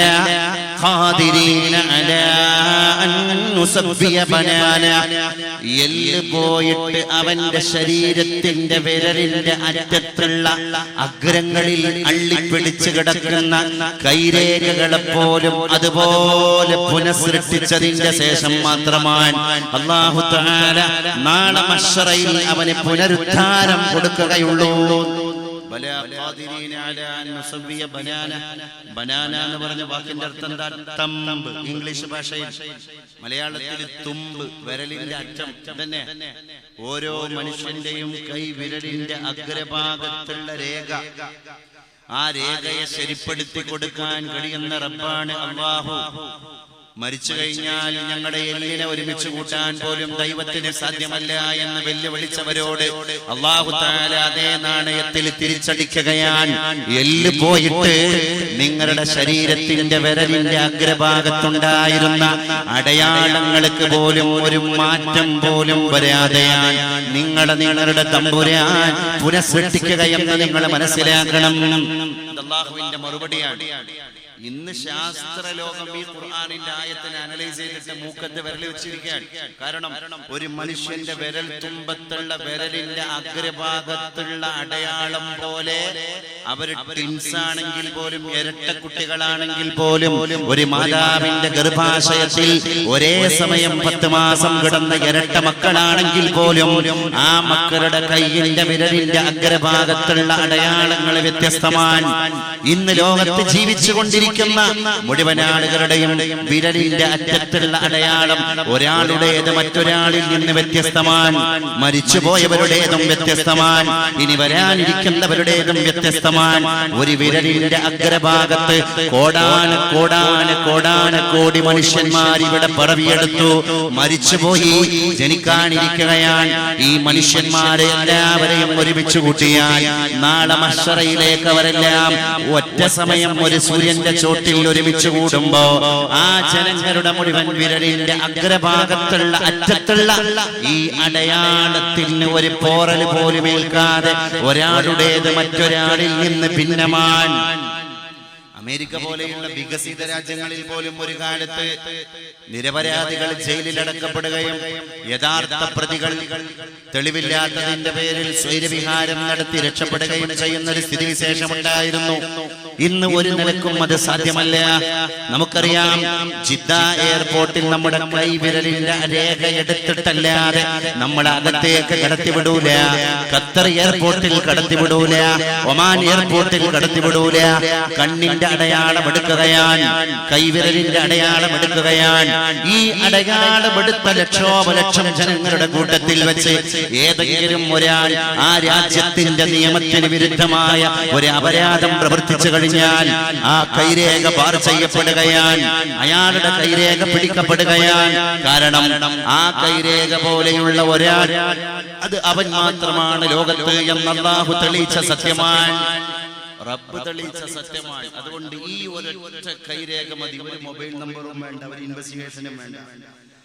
അയഹ്സബുൽ ഇൻസാനു അല്ലൻ നജ്മഅ ഇളാമ ബലാ ഖാദിരീന അലാ അൻ നുസബ്ബിയ ബനാന. അല്ലാഹു സാധിക്കുന്നവനാണ്. സുബ്ഹാന റബ്ബിയൽ അലാ. ഓരോ മുഹൂർത്തങ്ങളിലും നമ്മൾ അല്ലാഹുവിന്റെ മുമ്പിൽ ശിരസ് നമിച്ചു ഓരോ കാര്യം പഠിക്കും.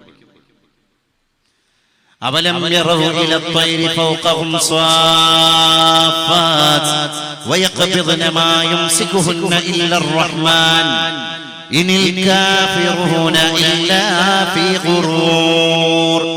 പക്ഷികൾ സഞ്ചരിക്കുന്നതിനെ പറ്റി അല്ലാഹു തആല മനോഹരമായിട്ട് നമ്മളോട് പറയാണ്. ഒരു നൂലിന്റെ പിമ്പലം പോലും ഇല്ലാതെ 2 ചിറകുകളെ ഇങ്ങനെ പട്ടം വിടർത്തുമ്പോ അന്തരീക്ഷത്തിന്റെ ഗഗന വിധാനങ്ങളിലൂടെ പക്ഷിപ്പറവകൾ അനായാസം പാറുകയാണ്, പ്രയാണം നടത്തുകയാണ്.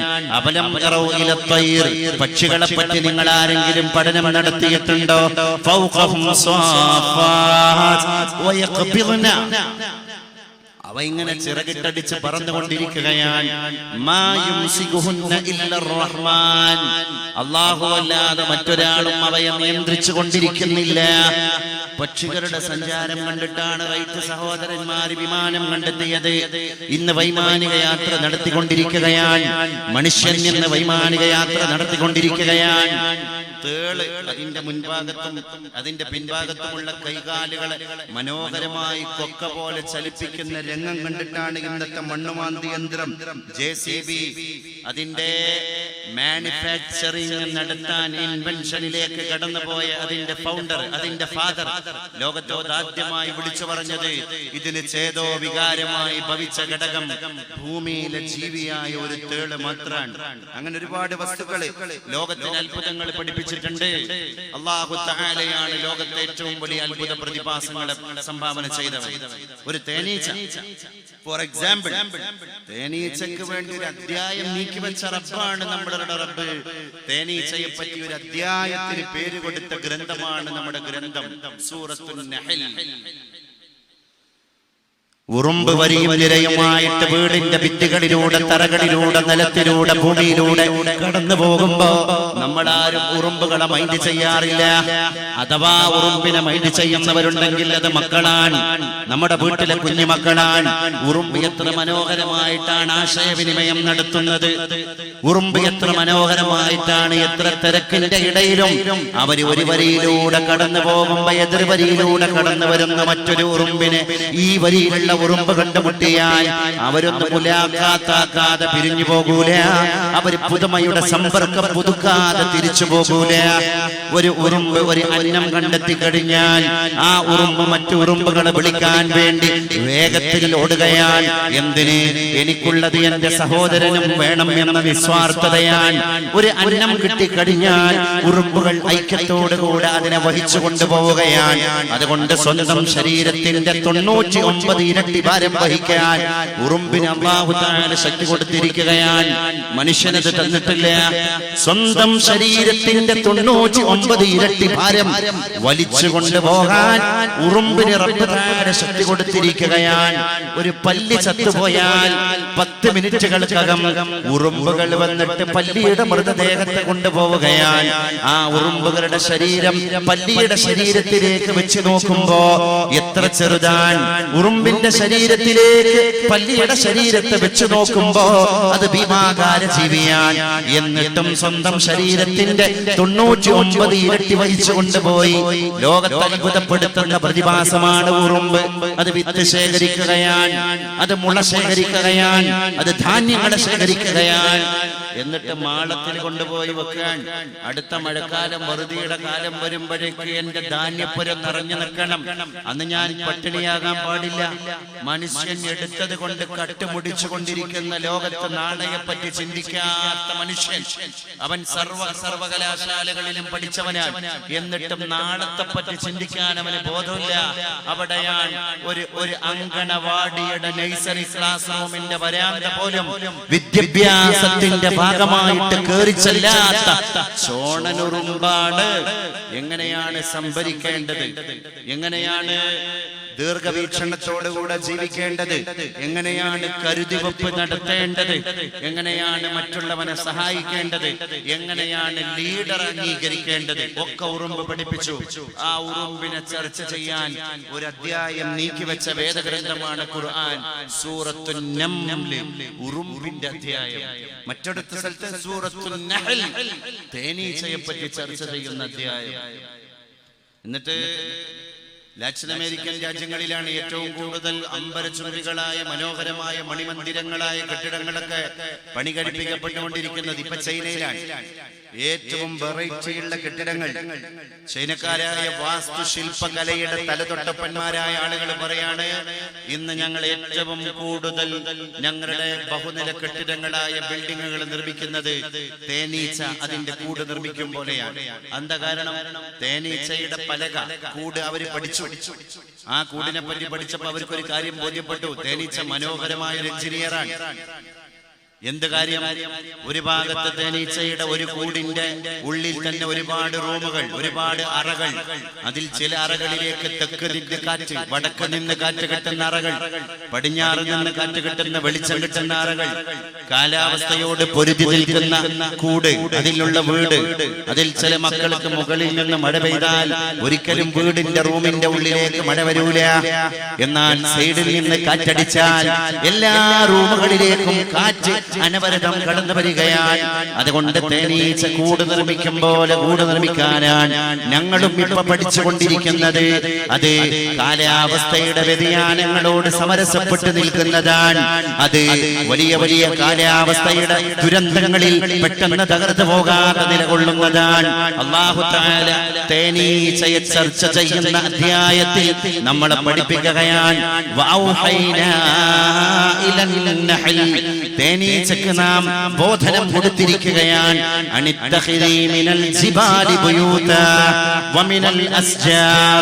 പർവ്വതങ്ങളിൽ പോയി മരങ്ങളിൽ പോയി മനോഹരമായ വീട് നിർമ്മിക്കാൻ ആ വീടിന്റെ ആകൃതി പോലും തേനീച്ചക്ക് നാം പറഞ്ഞു കൊടുത്തിരിക്കുകയാണ്. ആ ആകൃതിയിൽ നിന്ന് ഇന്ന് വരെ തേനീച്ച വ്യതിചലിച്ചിട്ടില്ല.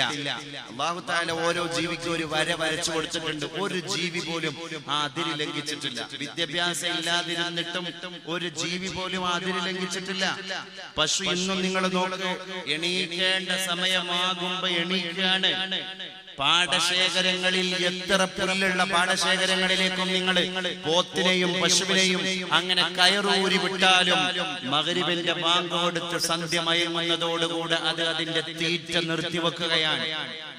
മഗ്‌രിബ് സൂര്യ അസ്തമിച്ചതോടുകൂടെ തീറ്റ നിർത്തി പിന്നെ അതിന്റെ ആലയിൽ പോയി ഉള്ളതിനെ അയവെട്ടുകയാണ്, അയവിറക്കുകയാണ്. അതിനറിയാം പ്രകൃതിക്കൊരു സ്വരമുണ്ട്. കാരണം ഇന്നി അഖറബുൽ കലാമ ബഅദൽ ഇശാഇ വന്നൗമ ഖബ്ലഹു മുഹമ്മദ് മുസ്തഫ സല്ലല്ലാഹു അലൈഹി വസല്ലം നബി തങ്ങൾ പറഞ്ഞാണ്, ഞാൻ ഇശാക്ക് ശേഷം ഇശാ നിസ്കാരത്തിന് ശേഷം വെറുതെ വർത്താനം പറഞ്ഞിരിക്കൽ എനിക്ക് വലിയ വെറുപ്പാണ്. വന്നൗമ ഖബ്ലഹു, ഇശാന്റെ മുമ്പ് ഉറങ്ങലും എനിക്ക് വെറുപ്പാണ്. അതുകൊണ്ടാണ് അറബികള് ഇശാന്റെ നേരത്ത് കഴിക്കുന്ന ഭക്ഷണമായത് കൊണ്ടാണ് ഡിന്നറിന് അറബിയിൽ അശാ എന്ന് പറയുന്നത്. വുളു എടുക്കാനുള്ള വെള്ളത്തിന് വളൂ എന്ന് പറയും പോലെ രാത്രി കഴിക്കുന്ന ഭക്ഷണത്തിന് അശാ എന്നാണ് അറബികൾ പറയാറുള്ളത്. കാരണം ബിന്നിസ്ബതി ഇലൽ ഇശാ, ഇശായിലേക്ക് ചേർത്തിയിട്ടാണ് അവർ പറയുന്നത്. ഒന്നുകിൽ ഇശാ ബാങ്ക് കൊടുക്കുന്നതിന്റെ തൊട്ട് മുമ്പ് ഭക്ഷണം കഴിച്ചിരിക്കും, അല്ലെങ്കിൽ ഇശാ ബാങ്ക് കൊടുത്ത് നിസ്കരിച്ച ഉടനെ ഭക്ഷണം കഴിക്കുക, ഉടനെ ഉറങ്ങാം. ഞാൻ എന്റെ പ്രിയപ്പെട്ട നാട്ടുകാരോട് എനിക്ക് പറയാനുള്ളതാണ്, നമ്മൾ ഈ വൈകി പരിപാടി തുടങ്ങുന്ന ശീലം, ദുശ്ശീലം ഒഴിവാക്കണം. അത് ശീലമല്ല, അതൊരു തരം ദുശ്ശീലാണ്. എന്തിനാണ് നമ്മൾ വൈകി പരിപാടി തുടങ്ങുന്നത്? സംഘാടകരെ കുറ്റപ്പെടുത്തിയോണ്ട് കാര്യമല്ല. ഓഡിയൻസ് വന്നാലേ സംഘാടകർക്ക് തുടങ്ങാൻ പറ്റുള്ളൂ. നമ്മൾ മഗ്‌രിബ് നമസ്കാരം കഴിഞ്ഞ് വരുന്ന ഉസ്താദുമാർക്കൊന്നും വരാൻ യാതൊരു വൈമനസ്യമില്ല. ഇപ്പൊ സമസ്ത കേരള ജമിയത്തുൽ ഉലമയുടെ കീഴിലുള്ള പ്രഭാഷക സംഗമത്തില് യുനാനിമസ് ആയിട്ട് തീരുമാനിച്ചിരിക്കുകയാണ്, രാത്രി 10:30 മണിക്ക് ശേഷവും തുടർന്നു പോകുന്ന പരിപാടിയാണോ അല്ലേ എന്ന് പരിപാടി ബുക്ക് ചെയ്യാൻ വേണ്ടി സംഘാടകർ വിളിക്കുകയാണെങ്കിൽ ഉടനെ അവരോട് അങ്ങോട്ട് എൻക്വയറി നടത്തണം. 10:30 മണിക്ക് ശേഷവും പരിപാടി നീണ്ടുപോകുമെന്ന് സംഘാടകർ പറയുകയാണെങ്കിൽ എന്നാൽ ദയവ് ചെയ്ത് ഇൻഷാ അല്ലാഹ് എന്നെ കൊണ്ട് വരാൻ പറ്റൂല എന്ന് നിങ്ങൾ പറയണം. ഞാൻ ആ നിലപാട് കൂടിയുള്ള ഒരാളായത് കൊണ്ടാണ് നിങ്ങളോട് പറയുന്നത്. ആരും വെറുപ്പിക്കാൻ വേണ്ടി പറയണ്ട. നമ്മുടെ ദീനല്ല ഇത്. നമ്മൾ എന്തിനാണ് വൈകിപ്പിക്കുന്നത്? അതിന്റെ റീസണാണ് പിടുത്തം കിട്ടാത്തത്. പഴയ കാലത്തെ പോലെയല്ല. അന്ന് പാതിരാ പ്രസംഗങ്ങളുടെ കാലാണ്. അന്ന് ചട്ടം കെട്ടി ഒരുങ്ങി വരലാണ്. അരമുറുക്കൊക്കെ മുറുക്കി കെട്ടിയിട്ട് നമ്മൾ ഇതിനും വേണ്ടി കച്ചകെട്ടി ഇറങ്ങലാണ്. അന്ന് കൃത്യമായിട്ട് വീട്ടിൽ സുബൈക്ക് എണീക്കാനുള്ള സംവിധാനം ഉണ്ടായിരുന്നു. മതപ്രഭാഷണം നടത്തൽ ഓൺലി സുന്നത്താണ്. നാളെ സുബൈ നിസ്കാരം ഫർദ് ഐന. എനിക്കും നിങ്ങൾക്കും നാളത്തെ സുബൈ, ഇന്ന് രാത്രി പാതിരാ വയല് കഴിഞ്ഞിട്ട് നമ്മളൊക്കെ വീട്ടിൽ പോയി കടന്നിട്ട് വയല് കഴിഞ്ഞതിന്റെ ക്ഷീണത്തിൽ നമ്മുടെ സുബൈ ഖളാ ആയിട്ടുണ്ടെങ്കിൽ ഈ ഞാനും ഇതിന്റെ സംഘാടകരും മുഴുവൻ നാളെ റബ്ബിന്റെ മുമ്പിൽ കൈ കെട്ടി മറുപടി പറയേണ്ടവരാണ്. നോ ഡൗട്ട്, സംശയമില്ല. എന്തിനാ നമ്മൾ വൈകിപ്പിക്കുന്നത്? എനിക്ക് അതിന്റെ ഒരു കാര്യം, ഒരു കുട്ടൻസ് പിടുത്തം കിട്ടുന്നില്ല. വൈകാൻ കാരണം അന്വേഷിക്കുമ്പോ കാരണം പറയുന്നത് ആളുകൾ വരാത്തത് കൊണ്ടാണ്. ആളുകൾ വരാത്തത് കൊണ്ടാണ്. നമ്മളൊരു സുന്നത്തിന് വേണ്ടി ഒരു ഫർദിനെ കളയണോ? പിന്നെ ഈ ഉറക്കം വയ്ക്കുന്നത് കൊണ്ടുള്ള ആരോഗ്യ പ്രശ്നങ്ങൾ എത്രയാ? ഇപ്പൊ എനിക്ക് ഓൾമോസ്റ്റ് 33 ആണ് എന്റെ ഏജ്. എന്റെ ഉപ്പയും ഉമ്മയും എപ്പോഴും പറയുന്ന ഒരു കാര്യമാണ്, ഒന്ന് റെസ്റ്റ് എടുത്തൂടെ. ഞാൻ എന്റെ കാര്യം പറയില്ല കേട്ടോ, ഞാൻ എല്ലാ പ്രഭാഷകർക്കും വേണ്ടിയിട്ടൊരു കാര്യം പറയാം. ഒന്ന് റെസ്റ്റ് എടുത്തൂടെ. ഈ അലർജി പ്രശ്നങ്ങൾ, ഒരുപാട് പ്രശ്നങ്ങൾ ഇപ്പൊ തന്നെ നമ്മുടെ ശരീരത്തിൽ ഈ പ്രായത്തിൽ ഉണ്ടാകാൻ പറ്റാത്ത കുറെ പ്രശ്നങ്ങൾ, നമുക്ക് അസ്വസ്ഥതകൾ, കാൽമുട്ടൽ വേദന, യാത്രകളും മറ്റു കാര്യങ്ങളൊക്കെ കൃത്യമായിട്ട് ഒന്ന് ഉറങ്ങിക്കഴിഞ്ഞാൽ തന്നെ ശരീരത്തിന്റെ ഒട്ടുമുക്ക പ്രശ്നങ്ങളും തീരും. ഇനിയിപ്പോ ഇന്ന് രാത്രി ഒരു ഓൾമോസ്റ്റ് 11:30-12 മണിയുടെ ഉള്ളിലായി പരിപാടി കഴിഞ്ഞ് നിങ്ങളൊക്കെ വീട്ടിൽ പോയി 2 ഉറക്കം കഴിഞ്ഞ് എണീക്കുമ്പോഴാണ് ഞാൻ വീട്ടിലെത്തുന്നത്. എക്സാമ്പിൾ പറയാണ്. അങ്ങനെ വരുന്ന പ്രഭാഷകന്മാരുടെ റിസ്ക് മാത്രമല്ല, ഇനി നമ്മളിതൊന്നും ആലോചിച്ചു. നമ്മളൊക്കെ നേരം വെളുത്ത ജോലിക്ക് പോകാനുള്ള ആൾക്കാരാ. ഇന്ന് ചെറുപ്പക്കാരൊക്കെ തന്നെ ജോലിക്കാരാ. ഒക്കെ ഓഫീസ് ജോബ്, അല്ലെങ്കിൽ പഠനം, മറ്റത് മറിച്ചത്, ഒരുപാട് കാര്യങ്ങൾ. ഇനി അതൊക്കെ പോട്ടെ, ഒരു എക്സാമിന്റെ സീസൺ അല്ലെങ്കിൽ പോലും ഈ പക്ഷി മൃഗാദികൾ മരച്ചില്ലകളിലും വീടുകളിലും കൂടുകളിലും കാടുകളിലും തെരുവോരങ്ങളിലും കിടന്നുറങ്ങുന്നുണ്ട്. അവർ ജീവിതത്തിന്റെ ഒരു നിഷ്ഠ പോലും തെറ്റിക്കാത്ത പടപ്പുകളാണ്. അവക്ക് നമ്മുടെ ഈ സൗണ്ട് എത്ര അലോസരാണ്. ഇത് പ്രകൃതിക്ക് പൊല്യൂഷൻ മാത്രമല്ല, സൗണ്ട് പൊല്യൂഷൻ വലിയ വിഷയമാണ്. അത് രാത്രിയാകുമ്പോൾ പ്രത്യേകിച്ച് വെറുതെ നല്ല കോടതി നിയമപാലകരും 10 മണിക്ക് പ്രോഗ്രാം നിർത്തണം എന്ന് പറയാൻ കാരണം, ചില നാട്ടിലെ ചില സംഘാടകർ വിളിച്ചു പറയും, എന്ത് നമുക്ക് പിന്നെ ഇവിടെ 11 മണി 12 മണി വരെയൊക്കെ പോകാൻ ഒന്നുമല്ല. നമ്മളെ കുറച്ച് സംഘാടകർക്ക് ഡിപ്പാർട്ട്മെന്റിൽ, പോലീസ് ഡിപ്പാർട്ട്മെന്റിൽ നല്ല ബന്ധമുണ്ട്. എനിക്ക് വലിയ വിഷമം തോന്നുന്നു അങ്ങനത്തെ മറുപടികൾ. നമ്മുടെ നാട്ടിലെ കുറച്ച് സംഘാടകർക്ക് പോലീസ് ഡിപ്പാർട്ട്മെന്റിൽ നല്ല ബന്ധമുണ്ട്, അതുകൊണ്ട് നമുക്ക് 12 മണി വരെയൊക്കെ പരിപാടി നീട്ടിക്കൊണ്ടുപോകാൻ വലിയൊരു ഇറിറ്റേഷൻ അത് കേൾക്കുമ്പോൾ.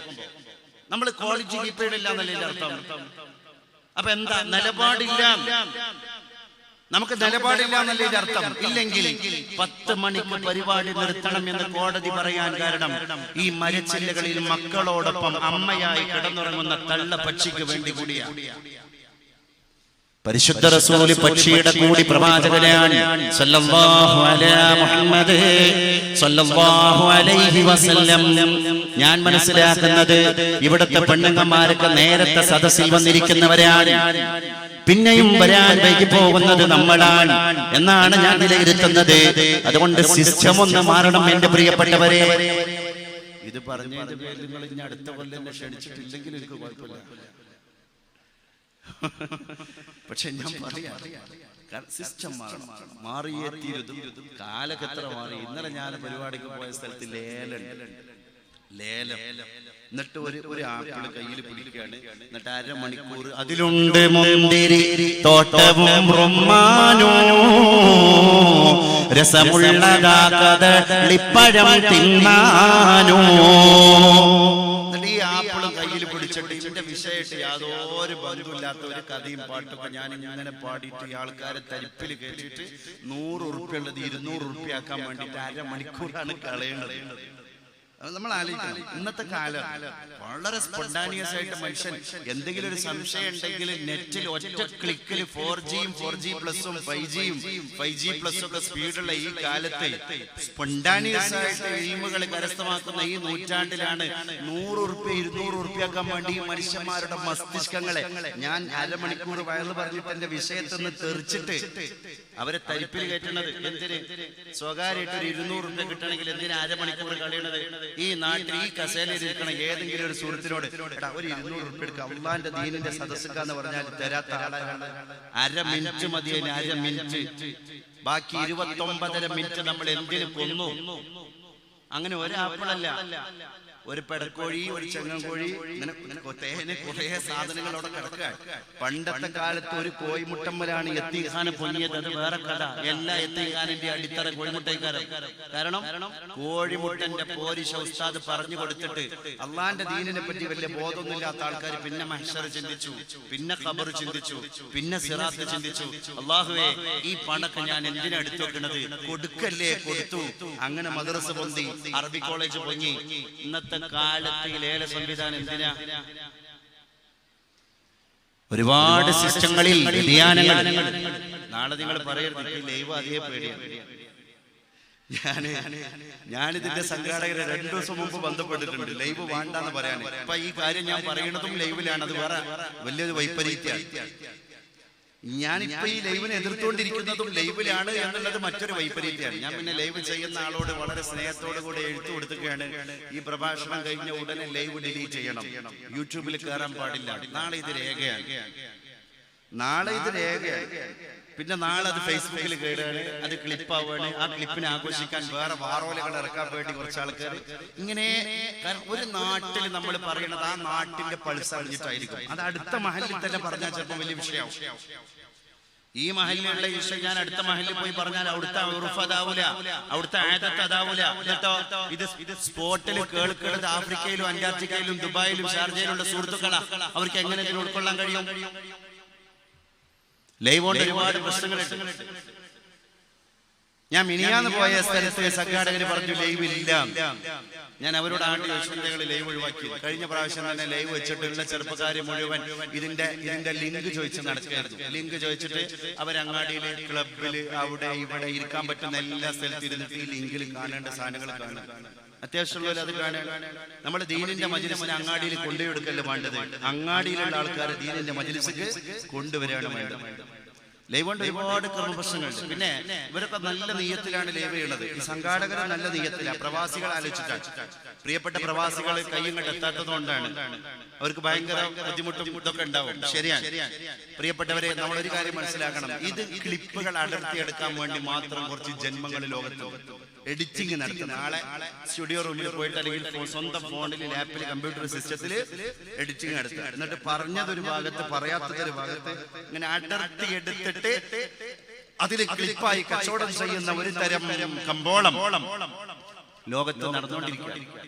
ലൈവിന്റെ ഇമ്പാക്ട് നെഗറ്റീവ് ഒരുപാട് വശങ്ങളാണ്. പിന്നെ ഞാൻ എന്റെ മുമ്പിൽ ഒരു ക്യാമറ ലൈവായിട്ട് നിൽക്കുമ്പോൾ തന്നെ എന്റെ പ്രസംഗത്തിന്റെ ഒറിജിനാലിറ്റി നഷ്ടപ്പെടും.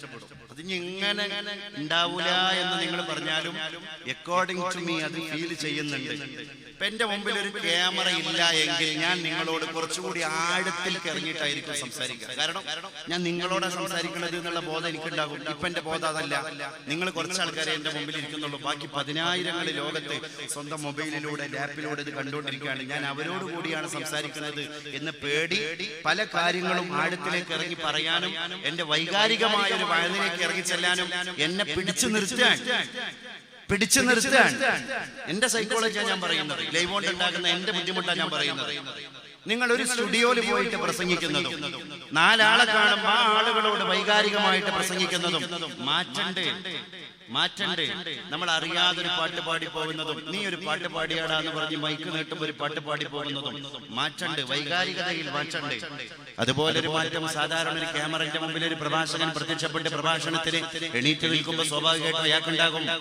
അയാളുടെ വിഷയാവതരണങ്ങളിൽ ഉണ്ടാകും. സഭാകമ്പം കൊണ്ടല്ലാതെ, സഭാകമ്പത്തെ കൊണ്ട് പേടിച്ചത് കൊണ്ടുമല്ലാതെ, ഒരുപാട് ആളുകൾ എന്നെ കാണുന്നുണ്ടല്ലോ എന്ന ഭയപ്പാട് കൊണ്ടുമല്ലാതെ, ഒരുപാട് മറ്റു പ്രശ്നങ്ങളെ ആലോചിച്ചത് കൊണ്ടാണ്. അതുകൊണ്ട് വിഷയത്തിൽ അധിഷ്ഠിതമായിട്ട് സംസാരിക്കാൻ പോലും തത്സമയ സംപ്രേഷണ സംവിധാനങ്ങൾ പല പ്രഭാഷകന്മാരെയും പിറകോട്ട് വലിച്ചുകൊണ്ടിരിക്കുന്നത് ഒരു ദയനീയ കാഴ്ചയാണ്. അത് പറയാതിരിക്കാൻ നിർവാഹമില്ല. അതുകൊണ്ട് ഞാൻ പറഞ്ഞു മാത്രം. ഞാൻ 2 ദിവസം മുമ്പ് അതിന്റെ കാര്യകാരണങ്ങൾ ഫോണിലൂടെ വിശദീകരിച്ചതും അതിനുവേണ്ടിയാണ് എന്ന് ഞാൻ സാന്ദർഭികമായിട്ട് സൂചിപ്പിക്കാന്ന് മാത്രം. പ്രിയപ്പെട്ടവരെ, നമുക്ക് വിഷയത്തിലേക്ക് തിരിച്ചു വരാം. പരിശുദ്ധ ഖുർആനിലൂടെ അല്ലാഹു തആല ഒരുപാട് കാര്യങ്ങൾ നമുക്ക് പഠിപ്പിച്ചു തരാം. നമ്മൾ ഖുർആനിനെ പഠിക്കണം. ഖുർആൻ നമുക്ക് പഠിക്കാനുള്ള ഒരു മുദ്രയാണ്. എത്ര അത്ഭുതങ്ങളാണ് റബ്ബ് തആല കാണിച്ചിരുന്നത്. അതുകൊണ്ടാണ് തേനീച്ച, അതുകൊണ്ടാണ് കടൽ, അതുകൊണ്ടാണ് കര, അതുകൊണ്ടാണ് മറ്റു ജനസുകൾ. എല്ലാ അത്ഭുതമാണ്. നമ്മൾ ഓരോ മണൽത്തരിയിൽ ഇപ്പൊ അക്യുപഞ്ചറിന്റെ ശാസ്ത്രം പഠിച്ച ആൾക്കാർ പറയുന്നുണ്ട് വിരലിന്റെ അറ്റത്ത് പോലും ഒരു മനുഷ്യനുണ്ട് എന്നാണ് അക്യുപഞ്ചറിന്റെ തിയറി. നമ്മുടെ ശരീരത്തിൽ ഒരു മനുഷ്യന്റെ ഹ്യൂമൻ അനാട്ടമിയുടെ വിരലിന്റെ അഗ്രഭാഗത്ത് പോലും there is a human being. അവിടെയും ഒരു മനുഷ്യൻ കിടക്കുകയാണ്, അല്ലെങ്കിൽ ഒരു മനുഷ്യത്വം കിടക്കുകയാണ്, ഒരു മനുഷ്യന്റെ സകല സംവിധാനങ്ങളും കിടക്കുകയാണ്. അതുകൊണ്ട് പറയും ലെൻസിന് എന്തെങ്കിലും ബുദ്ധിമുട്ട് വന്നു കഴിഞ്ഞാൽ ഇവിടെ കഫക്കെട്ടുണ്ടെങ്കിൽ ഇവിടെ ചൂടാക്കിയാൽ മതി എന്ന് പറയും. കാരണം ഇത് ലെൻസുമായിട്ട് അഭേദ്യമായ ബന്ധം സ്ഥാപിക്കുന്ന ഒരു അവയവമാണ്. ഖുർആൻ അത് നമ്മളോട് ചോദിക്കുന്നുണ്ട്, പറയുന്നുണ്ട്, ലഖദ് ഖലഖനൽ ഇൻസാന ഫീ അഹ്സനി തഖ്വീം. നല്ല കോർവയോടുകൂടെയാണ് നാം മനുഷ്യനെ പഠിച്ചത്. നല്ല ക്രമത്തോടുകൂടെയാണ് നാം മനുഷ്യനെ പഠിച്ചത്. അല്ലാഹു ഖുർആനിൽ പറഞ്ഞ ആ ഒറ്റ ആയത്തിനെ എടുത്തിട്ട് പരിശോധന നടത്തിയാൽ മതി എന്റെ പ്രിയപ്പെട്ടവരെ. ഫോർ എക്സാമ്പിൾ, നമ്മുടെ കണ്ണ് വെക്കേണ്ട സ്ഥലത്താണ് അല്ലാഹു കണ്ണ് വെച്ചത്. ഈ കണ്ണെങ്ങാനും വേറെ ഏതെങ്കിലും സ്ഥലത്തായിരുന്നു അല്ലാഹു തആല കൊണ്ടുപോയി ഫിറ്റ് ചെയ്തത്, നമ്മൾ വെറുതെ ജസ്റ്റ് ഒന്ന് ഗസ് ചെയ്ത് നോക്കേണ്ടി. വിരലിന്റെ അറ്റത്തായിരുന്നു കണ്ണ് എങ്കിൽ വയറുമ്മലായിരുന്നു കണ്ണ് എങ്കിൽ, വേണ്ട നെറ്റിയുടെ മധ്യഭാഗത്തായിരുന്നു നമ്മുടെ കണ്ണ് എങ്കിൽ എന്തായിരുന്നു സ്ഥിതി? അപ്പൊ അതിന് പോസിറ്റീവ് നെഗറ്റീവ് ഉണ്ട്. ഒരു രാത്രി ചിന്തിച്ചാലൊന്നും പിടുത്തം കിട്ടൂല. അത് അവിടെയാണ് മനുഷ്യനെ നാം പടച്ചിരിക്കുന്നു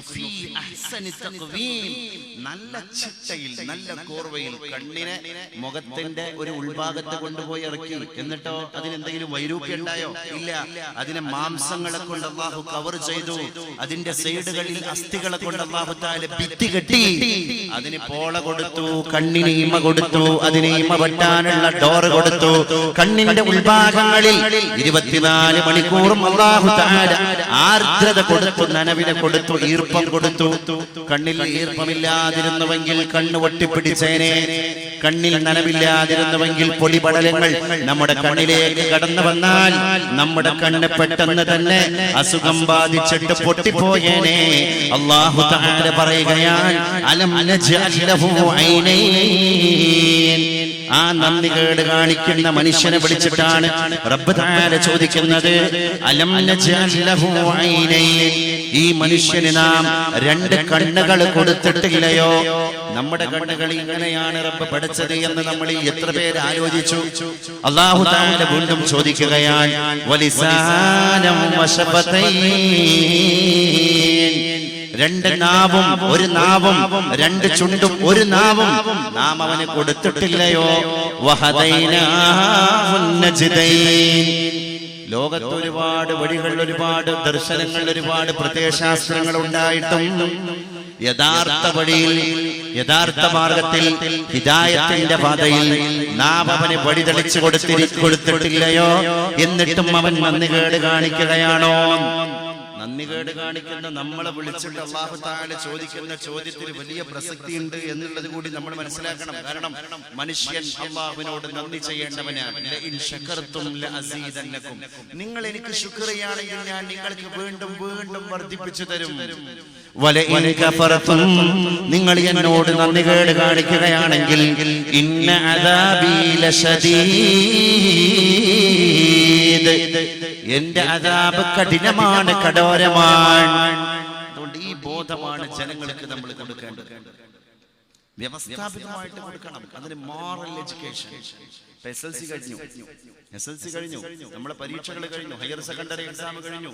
നമ്മളെ കുട്ടികൾ ഓരോ കോഴ്സുകളും സെലക്ട് ചെയ്തുകൊണ്ടിരിക്കുക. ഞാൻ പറയാ, മതമേഖലയിലേക്കൊന്നും പൂർണ്ണമായിട്ട് പോകാത്ത നല്ലൊരു ശതമാനം കുട്ടികൾ ഇപ്പോഴും നമ്മുടെ നാട്ടിൻപുറത്തുണ്ട്. അറബി കോളേജിലേക്കാണെങ്കിലും ദർസിലേക്കാണെങ്കിലും മറ്റ് മതഭൗതിക സമന്വയ കോളേജുകളിലേക്കാണെങ്കിലും പോകുന്നത് ചെറിയൊരു ശതമാനമാണ്. മറ്റ് നല്ലൊരു ശതമാനം മക്കൾ, നമ്മുടെ കുട്ടികൾ ഭൗതിക കലാലയങ്ങളിൽ ഉപരിപഠനത്തിന് വേണ്ടി പോകാൻ ആഗ്രഹിക്കുന്നവരാണ്. അത് സയൻസ് ആണെങ്കിൽ സയൻസ്, അത് ഹ്യൂമാനിറ്റീസ് ആണെങ്കിൽ അത് കൊമേഴ്സ് ആണെങ്കിൽ അത്, ആ മേഖലയിലൊക്കെ കുട്ടികൾ പോകാൻ നല്ല ശ്ലാഘനീയമായ കാര്യം തന്നെയാണ്. കുട്ടികൾ പഠിക്കാനുള്ള ആംബിഷൻ കുട്ടികൾക്ക് മുളപൊട്ടണം. പക്ഷേ ഈ ഭൗതിക കലാലയങ്ങളിൽ നല്ല ഭാവി സുരക്ഷിതാക്കാൻ വേണ്ടി പഠിക്കാൻ പോകുന്നതിന്റെ ഇടയിൽ കഞ്ചാവിന്റെ അടിമയായി, ലഹരിയുടെ അടിമയായി, ഇല്ലെങ്കിൽ പ്രണയ നൈരാശ്യങ്ങളുടെ ട്രാപ്പിൽ പെട്ട്, എന്തെങ്കിലും അഫേഴ്സിൽ പെട്ടിട്ട് താൻ എന്തിനാണോ പള്ളിക്കൂടത്തിലേക്ക് പോയത് ആ ലക്ഷ്യം പൂർത്തീകരിക്കാതെ പഠിക്കാൻ വീട്ടിൽ നിന്ന് ഇറങ്ങിപ്പോയ ആളല്ല. 2 കൊല്ലത്തെ ഹയർ സെക്കൻഡറി കാലാവധി കഴിഞ്ഞ് വീട്ടിലേക്ക് തിരിച്ചു വരുന്നത്, അത് ആണായാലും ശരി, അത് പെണ്ണായാലും ശരി, പിന്നെ കുടുംബം മാനം കെടുകയാണ്, പിന്നെ മാതാപിതാക്കളെ തലതാഴ്ത്തി നടക്കുകയാണ്, പിന്നെ പത്രത്തിൽ പേര് വരികയാണ്, പിന്നെ നാട്ടിൽ സംസാരമാവുകയാണ്. അവൻ ആള് ശരിയല്ല, ആ കുട്ടി ഇപ്പൊ പെച്ചു പോയിരിക്കുകയാണ്, ആ പെൺകുട്ടി മുമ്പത്തെ മാതിരിയല്ല, ആ കുടുംബത്തെ തന്നെ തകർത്തിരിക്കുകയാണ്. ഇത് നമ്മളെ മക്കളെ പറ്റി ഒരിക്കലും കേൾക്കാൻ പാടില്ല എന്റെ പ്രിയപ്പെട്ടവരെ. അതിനുള്ള കരുതലുകൾ ഇപ്പൊ നമ്മൾ എടുക്കണം. അതുകൊണ്ട് വിനീതനായ ഞാൻ അടക്കമുള്ള കുറച്ച് പ്രവർത്തകന്മാർ മലപ്പുറം ജില്ലയിൽ ആരംഭിച്ച ഒരു കോഴ്സിന്റെ കാര്യം കൂടി സാന്ദർഭികമായിട്ട് ഞാൻ പരിചയപ്പെടുത്താം. ബഹുമാന്യനായ എന്റെ സഹൃദയനായ ദാറുൽ ഹുദ കുടുംബത്തിലെ ജ്യേഷ്ഠ സഹോദരൻ സിംസാറുൽ ഹഖ് ഹുദവി ഉസ്താദ് അവറുകളാണ് പുതിയതായി മലപ്പുറം ജില്ലയിൽ കൊണ്ടോട്ടി എയർപോർട്ടിന്റെ അടുത്ത് 5 ഏക്കർ വിസ്തൃതിയിൽ ഗേൾസിന് ഒരു ക്യാമ്പസ്, ബോയ്സിന് ഒരു ക്യാമ്പസ്. ഈ ക്യാമ്പസിന്റെ കർമ്മധീരനായ പ്രിൻസിപ്പൽ, കേരളത്തിലെ പകരം വെക്കാനില്ലാത്ത പ്രഭാഷകൻ ബഹുമാന്യനായ സംസാറുൽ ഹഖ് ഹുദവി അവർകളാണ്. അദ്ദേഹം നിലവിൽ ബ്രിട്ടീഷ് സ്കൂളിലെ പ്രൊഫസർ കൂടിയാണ്. അബുദാബിയിലെ ബ്രിട്ടീഷ് സ്കൂളിലെ പ്രൊഫസറാണ്. അതുകൊണ്ട് തന്നെ അദ്ദേഹം അവിടെ ലീവുള്ള സദാസമയവും ഇവിടെ ഈ കാര്യങ്ങളെ മുഴുവൻ നിയന്ത്രിച്ചുകൊണ്ട് മുന്നോട്ട് പോകുന്ന ഒരു ക്യാമ്പസ് ആണ് ഈ വർഷം മുതൽ കേരളത്തിലെ ആദ്യത്തെ ഒരു സ്റ്റെപ്പായിട്ട് ആരംഭം കുറിക്കുന്ന എസ്കോള ഇന്റർനാഷണൽ എന്ന് പറയുന്ന കോളേജ്. ആ 5 ഏക്കർ ഭൂവിസ്തൃതിയിൽ ആൺകുട്ടികൾക്ക് ഒരു ക്യാമ്പസ്, അതേ ക്യാമ്പസിന്റെ അപ്പുറത്ത് പെൺകുട്ടികൾക്ക് മറ്റൊരു ക്യാമ്പസ്. ഇങ്ങനെ വിശാലമായി 10 കഴിഞ്ഞ കുട്ടികൾക്ക് +2 +1 അഡ്മിഷൻ കൊടുക്കുന്നു. സയൻസിൽ കൊടുക്കുന്നുണ്ട്, ഹ്യൂമാനിറ്റീസിൽ കൊടുക്കുന്നുണ്ട്, കൊമേഴ്സിൽ കൊടുക്കുന്നുണ്ട്. ഈ 3 കോഴ്സിലും നമ്മുടെ കുട്ടികൾക്ക് നീറ്റ് പരിശീലനം, കൃത്യമായ PSC UPSC പരിശീലനങ്ങൾ, കേന്ദ്ര സർക്കാരിന്റെയും സംസ്ഥാന സർക്കാരിന്റെയും മുഴുവൻ പരീക്ഷകളും നമ്മുടെ മക്കളെ കൊണ്ട് തീവ്ര പരിശീലനങ്ങളോട് കൂടെ തന്നെ എഴുതിപ്പിക്കും. ഈ കാലാവധി പൂർത്തിയാകുമ്പോഴേക്ക് നമ്മളെ കുട്ടി ഒരു പൊസിഷനിൽ എത്തിയിരിക്കും. എങ്ങനെ? മതബോധത്തോടെ, മതചിട്ടയോടെ, മതവിദ്യാഭ്യാസം. ഇതൊരു ഇസ്ലാമിക് അറ്റ്മോസ്ഫിയറുള്ള ക്യാമ്പസുമാണ്. ഇത് പക്ക ഇംഗ്ലീഷ് ക്യാമ്പസാണ്. ഇംഗ്ലീഷ് ക്യാമ്പസ് ആണെന്ന് ഞാൻ പറയാൻ കാരണം, ആൺകുട്ടികളാകട്ടെ പെൺകുട്ടികളാകട്ടെ അതിനകത്ത് അഡ്മിഷൻ കിട്ടിക്കഴിഞ്ഞാൽ നല്ല ദീനി സാഹചര്യങ്ങൾ അവർക്ക് കാണാൻ സാധിക്കും. പക്ഷെ അവരുടെ ഭാഷ ഇംഗ്ലീഷാണ്. ഈ കുട്ടികളുടെ ആശയവിനിമയത്തിന്റെ ഭാഷ അത് എല്ലാ സ്ഥലത്തും, ഈവൻ ബാത്റൂമിലടക്കം, അല്ലെങ്കിൽ കുളിപ്പരയിലടക്കം, അല്ലെങ്കിൽ കളിസ്ഥലത്തടക്കം ഈ കുട്ടികളുടെ മദർ ടങ് എന്ന രീതിയിൽ തന്നെ അവർ യൂസ് ചെയ്യുന്നത് ഇംഗ്ലീഷ് ഭാഷയായിരിക്കും. അത് അങ്ങനെ ഒരു മോട്ടോ മുന്നിൽ വെച്ചിട്ട് തന്നെയാണ് ഈ ഒരു ക്യാമ്പസ് ഓപ്പൺ ചെയ്യാൻ പോകുന്നത്. ഈ ജൂണിൽ അതിന്റെ ആദ്യ ബാച്ചിന് അഡ്മിഷൻ കൊടുക്കുകയാണ്. ഇപ്പൊ ഗൾഫ് രാജ്യങ്ങളിൽ നിന്നൊക്കെ ഒരുപാട് ആൺകുട്ടികളും പെൺകുട്ടികളും അഡ്മിഷൻ എടുത്തുകൊണ്ടിരിക്കുകയാണ്. ഈ നാട്ടിലെ ഏതെങ്കിലും രക്ഷിതാക്കൾ അത്തരം കുട്ടികളുടെ രക്ഷിതാക്കളായിട്ടുള്ളവരുണ്ടെങ്കിൽ, അല്ലെങ്കിൽ നമ്മുടെ ബന്ധത്തിലുണ്ടെങ്കിൽ, ആ കാര്യം നിങ്ങൾക്ക് എൻക്വയറി നടത്താൻ വേണ്ടി കൂടിയാണ് ഞാൻ ഈ ഒരു അവസരം ധാർമ്മികമായി. കാരണം എന്താന്ന് പറഞ്ഞാല് ബഹുമാനപ്പെട്ട പാണക്കാട് സയ്യിദ് സാദിഖ് അലി ശിഹാബ് തങ്ങളാണ് ഇതിന്റെ ചെയർമാൻ. ശരിക്കും പറയുകയാണെങ്കിൽ തങ്ങളവരുടെ തലയിൽ നിന്നാണ് ഈ ഒരു സംരംഭം തന്നെ തുടക്കം കുറിക്കുന്നത്. തങ്ങൾ പറഞ്ഞു, മതം പഠിച്ച ഭൗതിക ഉദ്യോഗസ്ഥരെ നമുക്ക് ആവശ്യമാണ്. ഒരു കാലത്ത് മതം മാത്രം നമ്മളെ കുട്ടികൾക്ക് കൊടുത്തു. ദർസ് വിദ്യാഭ്യാസം നല്ല ഒരുപാട് ഉസ്താദുമാരെ നമ്മുടെ സമുദായത്തിലെത്തി. അതുകൊണ്ട് കേരളം ഉത്തരേന്ത്യയിൽ നിന്ന് മാറി മറ്റൊരു സംസ്ഥാനമായി വിദ്യാഭ്യാസം കൊണ്ട്, മതബോധം കൊണ്ട്. പിന്നെ അൽഹംദുലില്ലാഹ് അല്ലാഹുവിന്റെ തൗഫീഖോട് കൂടെ ഹുദവി വാഫി കോഴ്സുകളൊക്കെ തന്നെ വന്ന് മതഭൗതിക സമന്വയം കിട്ടി. ഇനി ഏറ്റവും വലിയൊരു ആവശ്യം മതം പഠിച്ച ഭൗതിക ഉദ്യോഗസ്ഥരെയാണ്. എന്ന് പറഞ്ഞാൽ ദീനുള്ള ഒരു വില്ലേജ് ഓഫീസർ, ദീനുള്ള ഒരു തഹസിൽദാർ, ദീനുള്ള ഒരു IPS ഓഫീസർ, ദീനുള്ള ഒരു IAS ഓഫീസർ, എല്ലാ സ്ഥലത്തും അള്ളാഹുവിന്റെ ദീൻ ഖൽബിലേക്ക് എറിഞ്ഞൊരു മനുഷ്യൻ, എല്ലാ മതക്കാരോട് നീതി ചെയ്യുന്ന ഒരു മനുഷ്യൻ.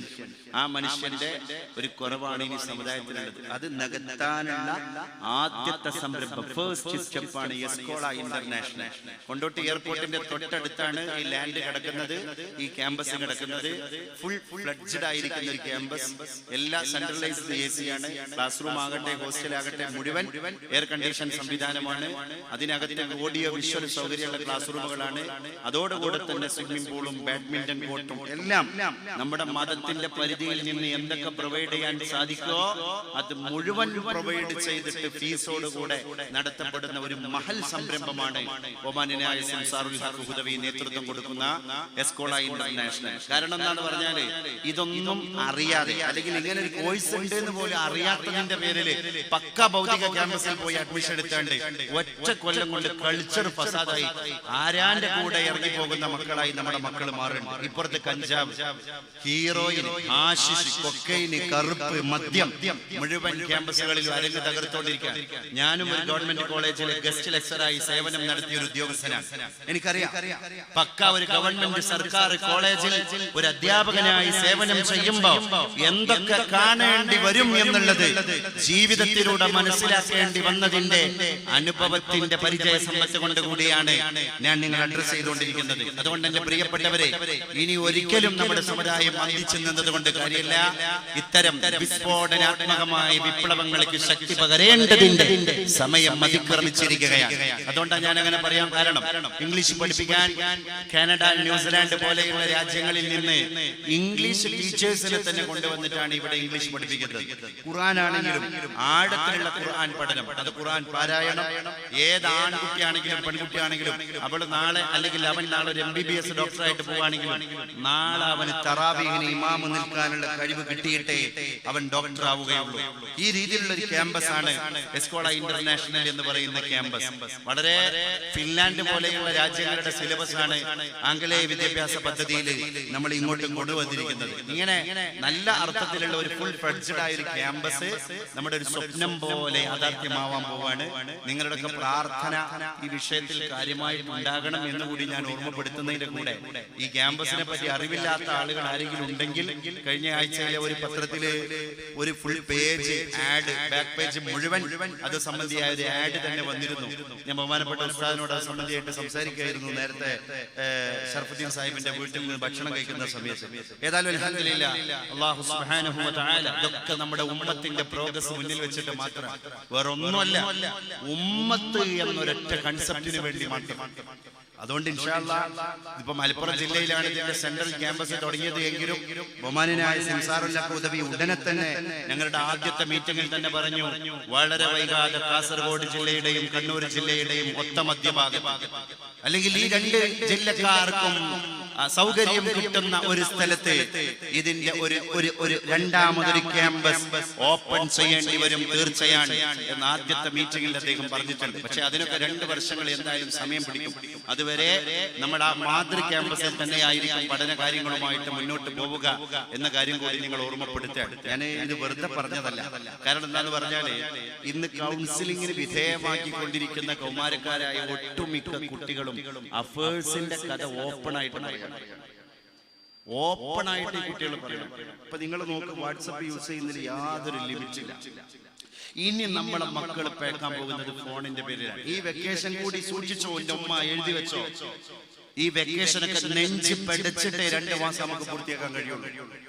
ഉമ്മമാർക്ക് മാത്രമുള്ള ഒരു മീറ്റിംഗിൽ വിനീതനെ അറ്റൻഡ് ചെയ്തു.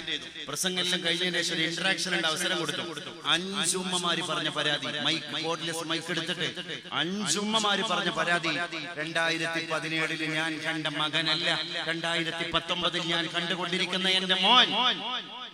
ഞങ്ങൾ ചോദിച്ചു, എന്തേ ഉമ്മ നിങ്ങളുടെ മോന്റെ ഭാവ വ്യത്യാസം, കോലം മാറിയോ, ഷേപ്പ് മാറിയോ, തടി കുറഞ്ഞോ? ഉമ്മ പറഞ്ഞു, ആള് അന്തർമുഖനാണ്, സംസാരമില്ല.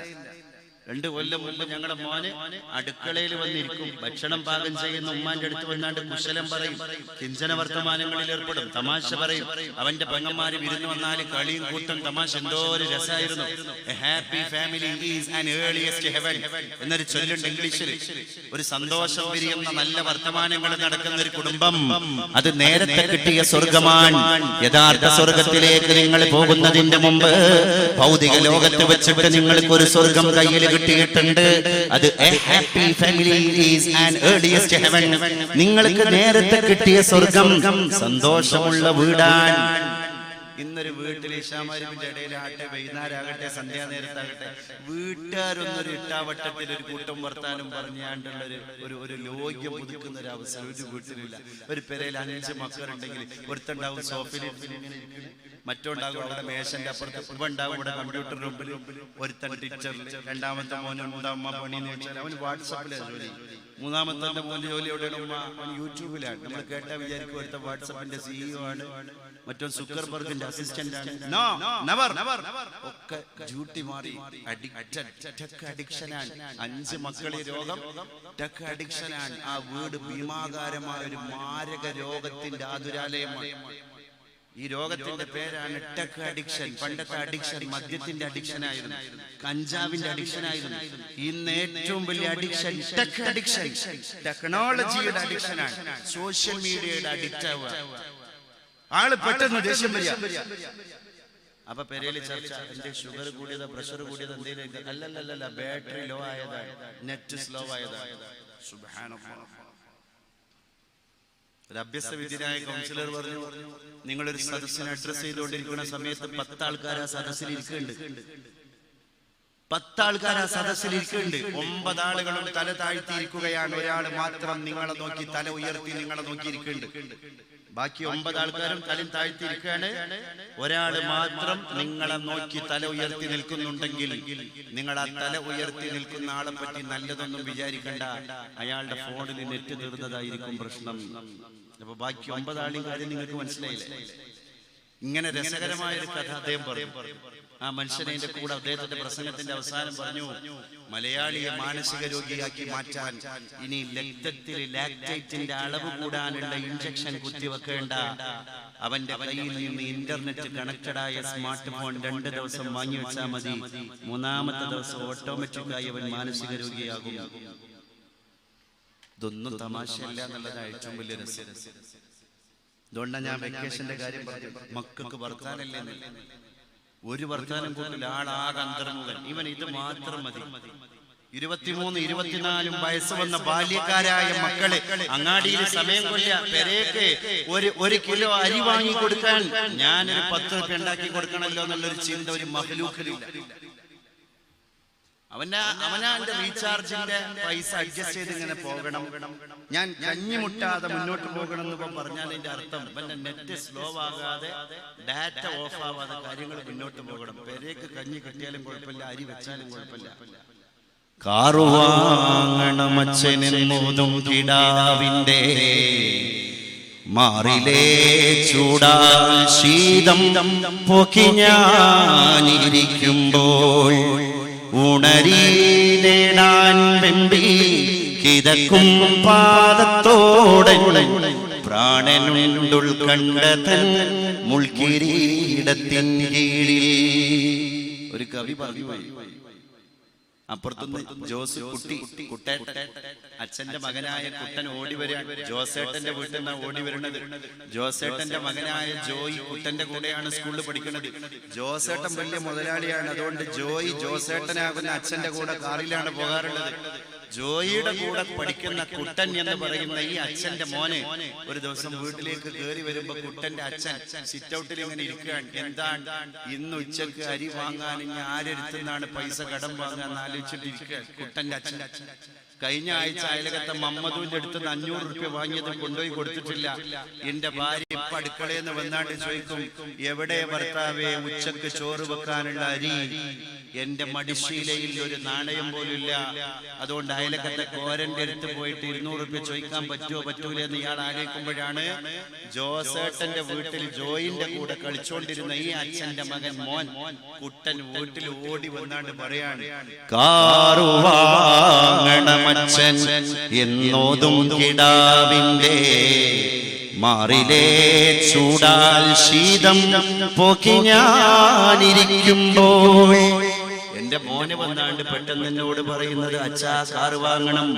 മോന് ജോയിയുടെ കൂടെ ജോസിന്റെ വീട്ടിൽ കളിച്ചിട്ട് കതച്ചാണ് വരുന്നത്. അതുകൊണ്ട് എന്റെ കുട്ടന്റെ നെഞ്ചിടത്തിൽ നല്ല ചൂടുണ്ട്.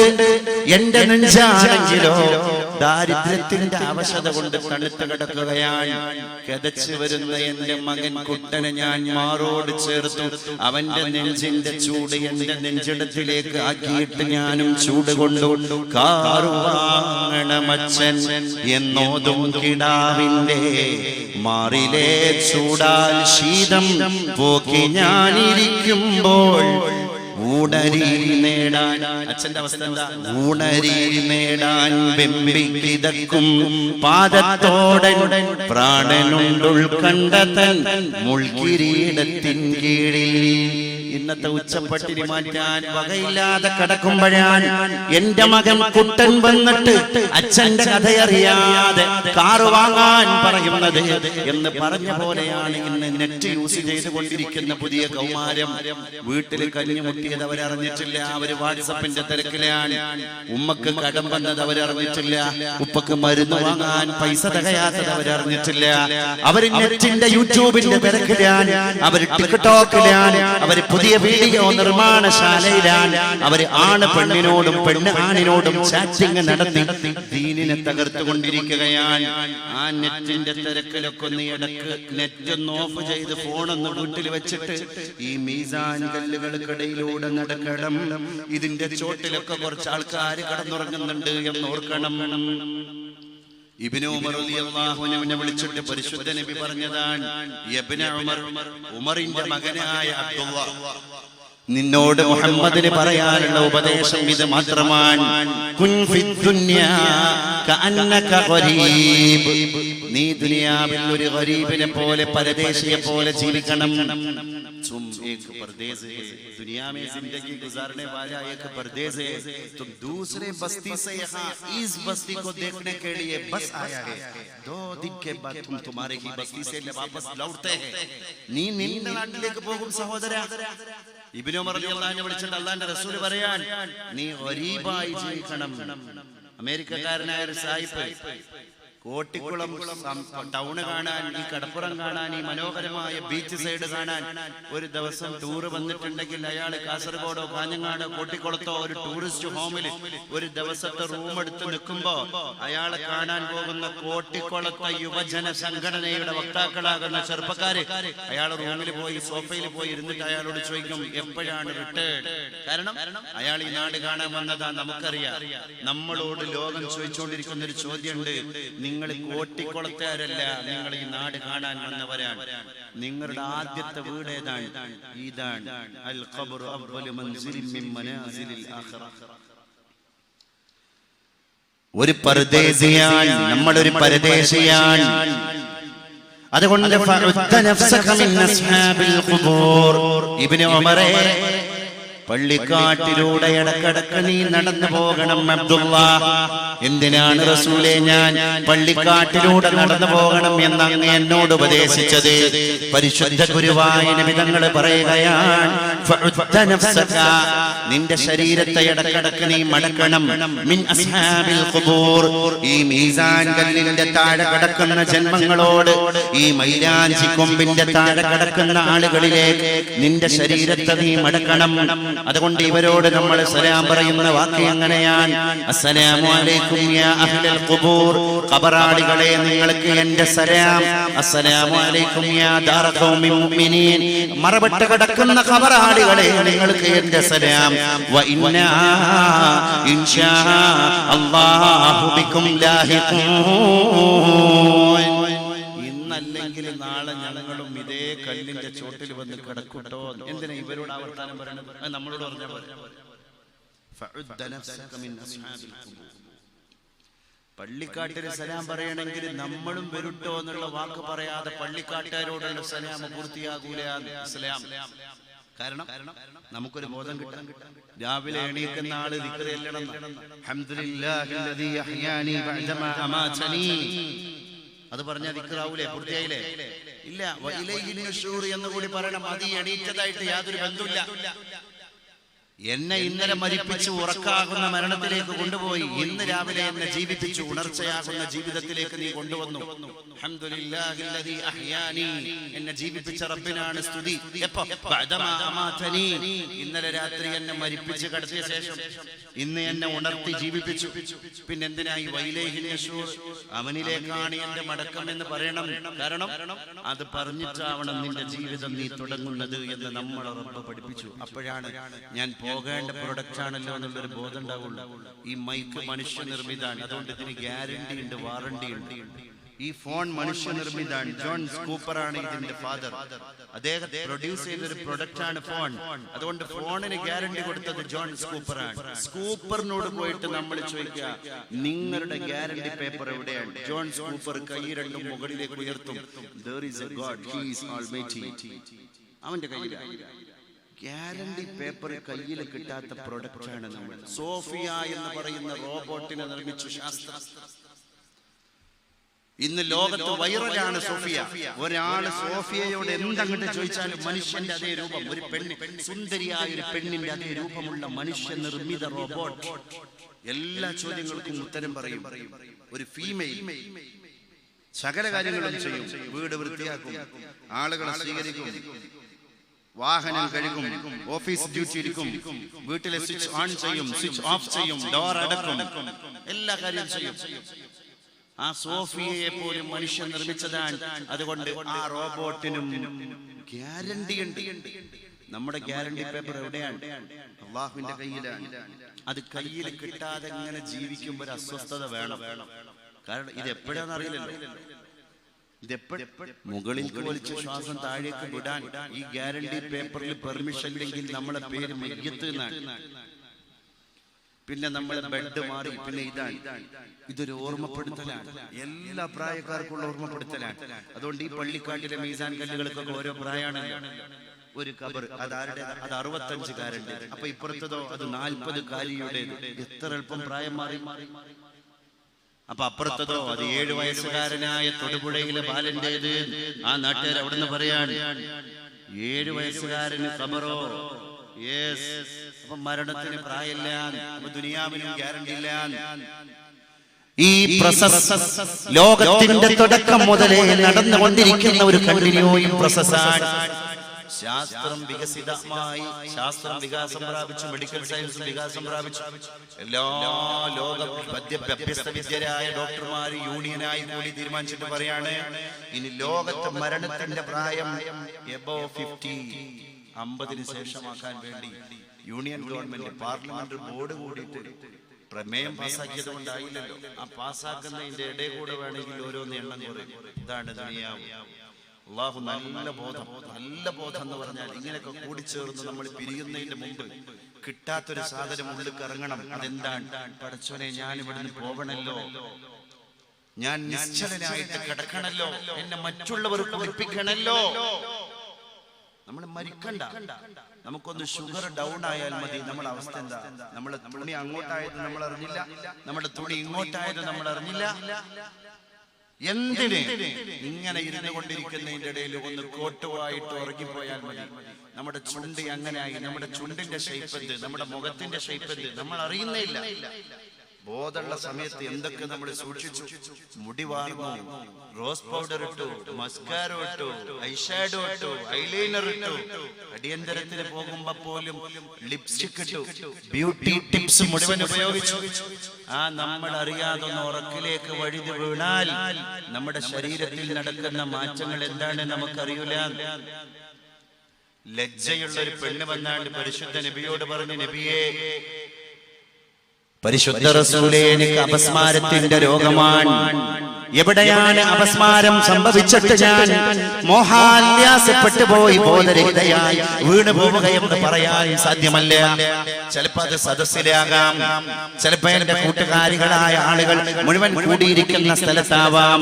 നബിയെ, ഞാൻ ബോധം കെട്ട് വീടാറാൻ, എനിക്ക് അപസ്മാരത്തിന്റെ രോഗമാണ്. അതുകൊണ്ട് റസൂലേ, എന്റെ ശരീരം അപസ്മാരം വന്നിട്ട് അങ്ങോട്ടും ഇങ്ങോട്ടും കൈകാലുകളിട്ട് നിലത്തിട്ടടിക്കുമ്പോ എന്റെ വസ്ത്രം നീങ്ങിപ്പോകാൻ സാധ്യതയുണ്ട് നബിയേ. അതുകൊണ്ടാണ് ഞാൻ അപസ്മാരം മാറിക്കിട്ടാൻ അങ്ങ് ദുആ ചെയ്യണം എന്ന് പറഞ്ഞത്.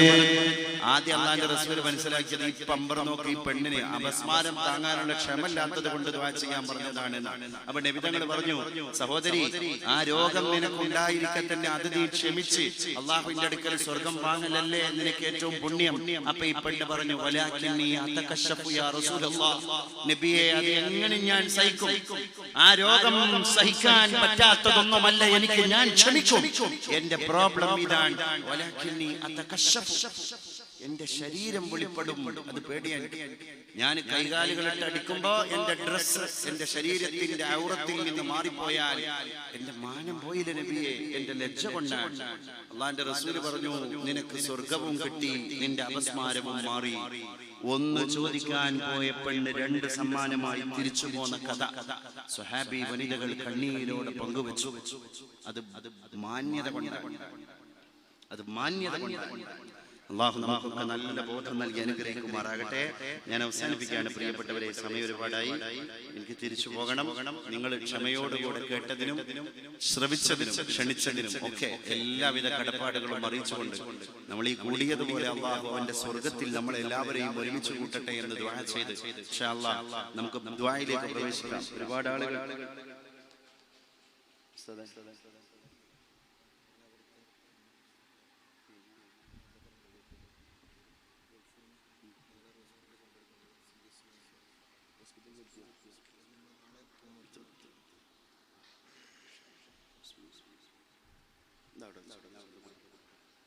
പ്രിയപ്പെട്ടവരെ, ഒരുപാട് ആളുകൾ ദുആ കൊണ്ട് വസിയത്ത് ചെയ്ത ആൾക്കാരുണ്ട്. മംഗലാപുരത്തേക്ക് കൊണ്ടുവരുന്ന ഒരു സഹോദരൻ ഗൾഫിൽ നിന്ന് പെട്ടെന്ന് അസുഖം വന്ന് സീരിയസ് ആയി അദ്ദേഹത്തെ മംഗലാപുരം ഹോസ്പിറ്റലിലേക്ക് കൊണ്ടുവരികയാണ്. അവിടുന്ന് നമ്മളുമായി ബന്ധപ്പെട്ട ആളുകളൊക്കെ വിളിച്ചു പറഞ്ഞു. അദ്ദേഹവുമായി ബന്ധപ്പെട്ട ഒരുപാട് ആളുകൾ ഉസ്താദിന്റെ അടുത്ത് വിളിച്ചു പറഞ്ഞൊരു കാര്യമാണ്.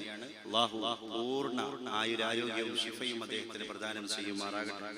ബഹുമാനപ്പെട്ട റഫീഖ് സാഹിബ്, ഞങ്ങളൊക്കെ ഒരുപാട് നിരന്തരം അദ്ദേഹം വഅദ് ഏൽപ്പിച്ചു കഴിഞ്ഞാൽ പിന്നെ ആ ഏൽപ്പിച്ച ദിവസം മുതൽ തുടങ്ങുന്ന വിളിയാണ്. അതുകൊണ്ട് പിന്നെ വരാതിരിക്കാൻ യാതൊരു നിർവാഹം ഉണ്ടാവില്ല. അദ്ദേഹം ഒരുപാട് അസുഖവും ക്ഷീണവും ശാരീരികമായ അവശതകളുമായിട്ട് ബുദ്ധിമുട്ടിക്കൊണ്ടിരിക്കുന്ന ആളുകളാണ്. ബഹുമാന്യനായ ഉസ്താദ് അവറുകൾ നേതൃത്വം കൊടുത്തുകൊണ്ടിരിക്കുന്ന സ്വലാത്ത് മജ്ലിസിന്റെ പുണ്യം അല്ലാതെ തന്നെ എനിക്ക് ബോധ്യപ്പെട്ട ഒരു കാര്യമാണ്. 10,000-കണക്കിന് ആളുകൾ പങ്കെടുത്ത് വലിയൊരു കറാമത്ത്. കാരണം ഈ പോർച്ചുഗീസ് പടയോട് പോരാടി അടരാടി രക്തസാക്ഷിത്വം വഹിച്ച മഹാന്മാരുടെ ജിവാറിലാണ്, അവരുടെ ഹിർസിലാണ് മഹാനായ തങ്ങൾ പാപ്പ തുടങ്ങി തന്ന സ്വലാത്ത് നടന്നുകൊണ്ടിരിക്കുന്നത്. അത് ഈ നാടിന്റെ കാവലാണ്. അത് പങ്കെടുക്കുന്ന ആളുകൾക്ക് മുഴുവൻ അത് ഹിർസാണ്, ഹിഫ്ളാണ്. അതൊരു തർക്കല്ല. അതുകൊണ്ട് തന്നെ നാൾക്ക് നാൾ അത് വർദ്ധിച്ചു വരികയാണ്, അതിന്റെ പുണ്യം വർദ്ധിച്ചു വരികയാണ്. അതൊരു നേതൃത്വം കൊടുക്കാൻ ബഹുമാനപ്പെട്ട ഉസ്താദ് അവർക്കും അതിൽ നല്ല രീതിയിൽ പങ്കാളിത്തം വഹിക്കാൻ ഈ നാട്ടുകാർക്കും മറ്റു നാട്ടുകാർക്കും ഒക്കെ അല്ലാഹു തആല തൗഫീഖ് നൽകട്ടെ. ആ പുണ്യം കൊണ്ട് അല്ലാഹു നമ്മളൊക്കെ സ്വർഗ്ഗത്തിൽ ഒരുമിച്ച് കൂട്ടി അനുഗ്രഹിക്കുമാറാകട്ടെ എന്ന് പ്രത്യേകം ദുആ ചെയ്യാൻ കൂടി ഞാൻ ഈ അവസരം ഉപയോഗപ്പെടുത്തുകയാണ്.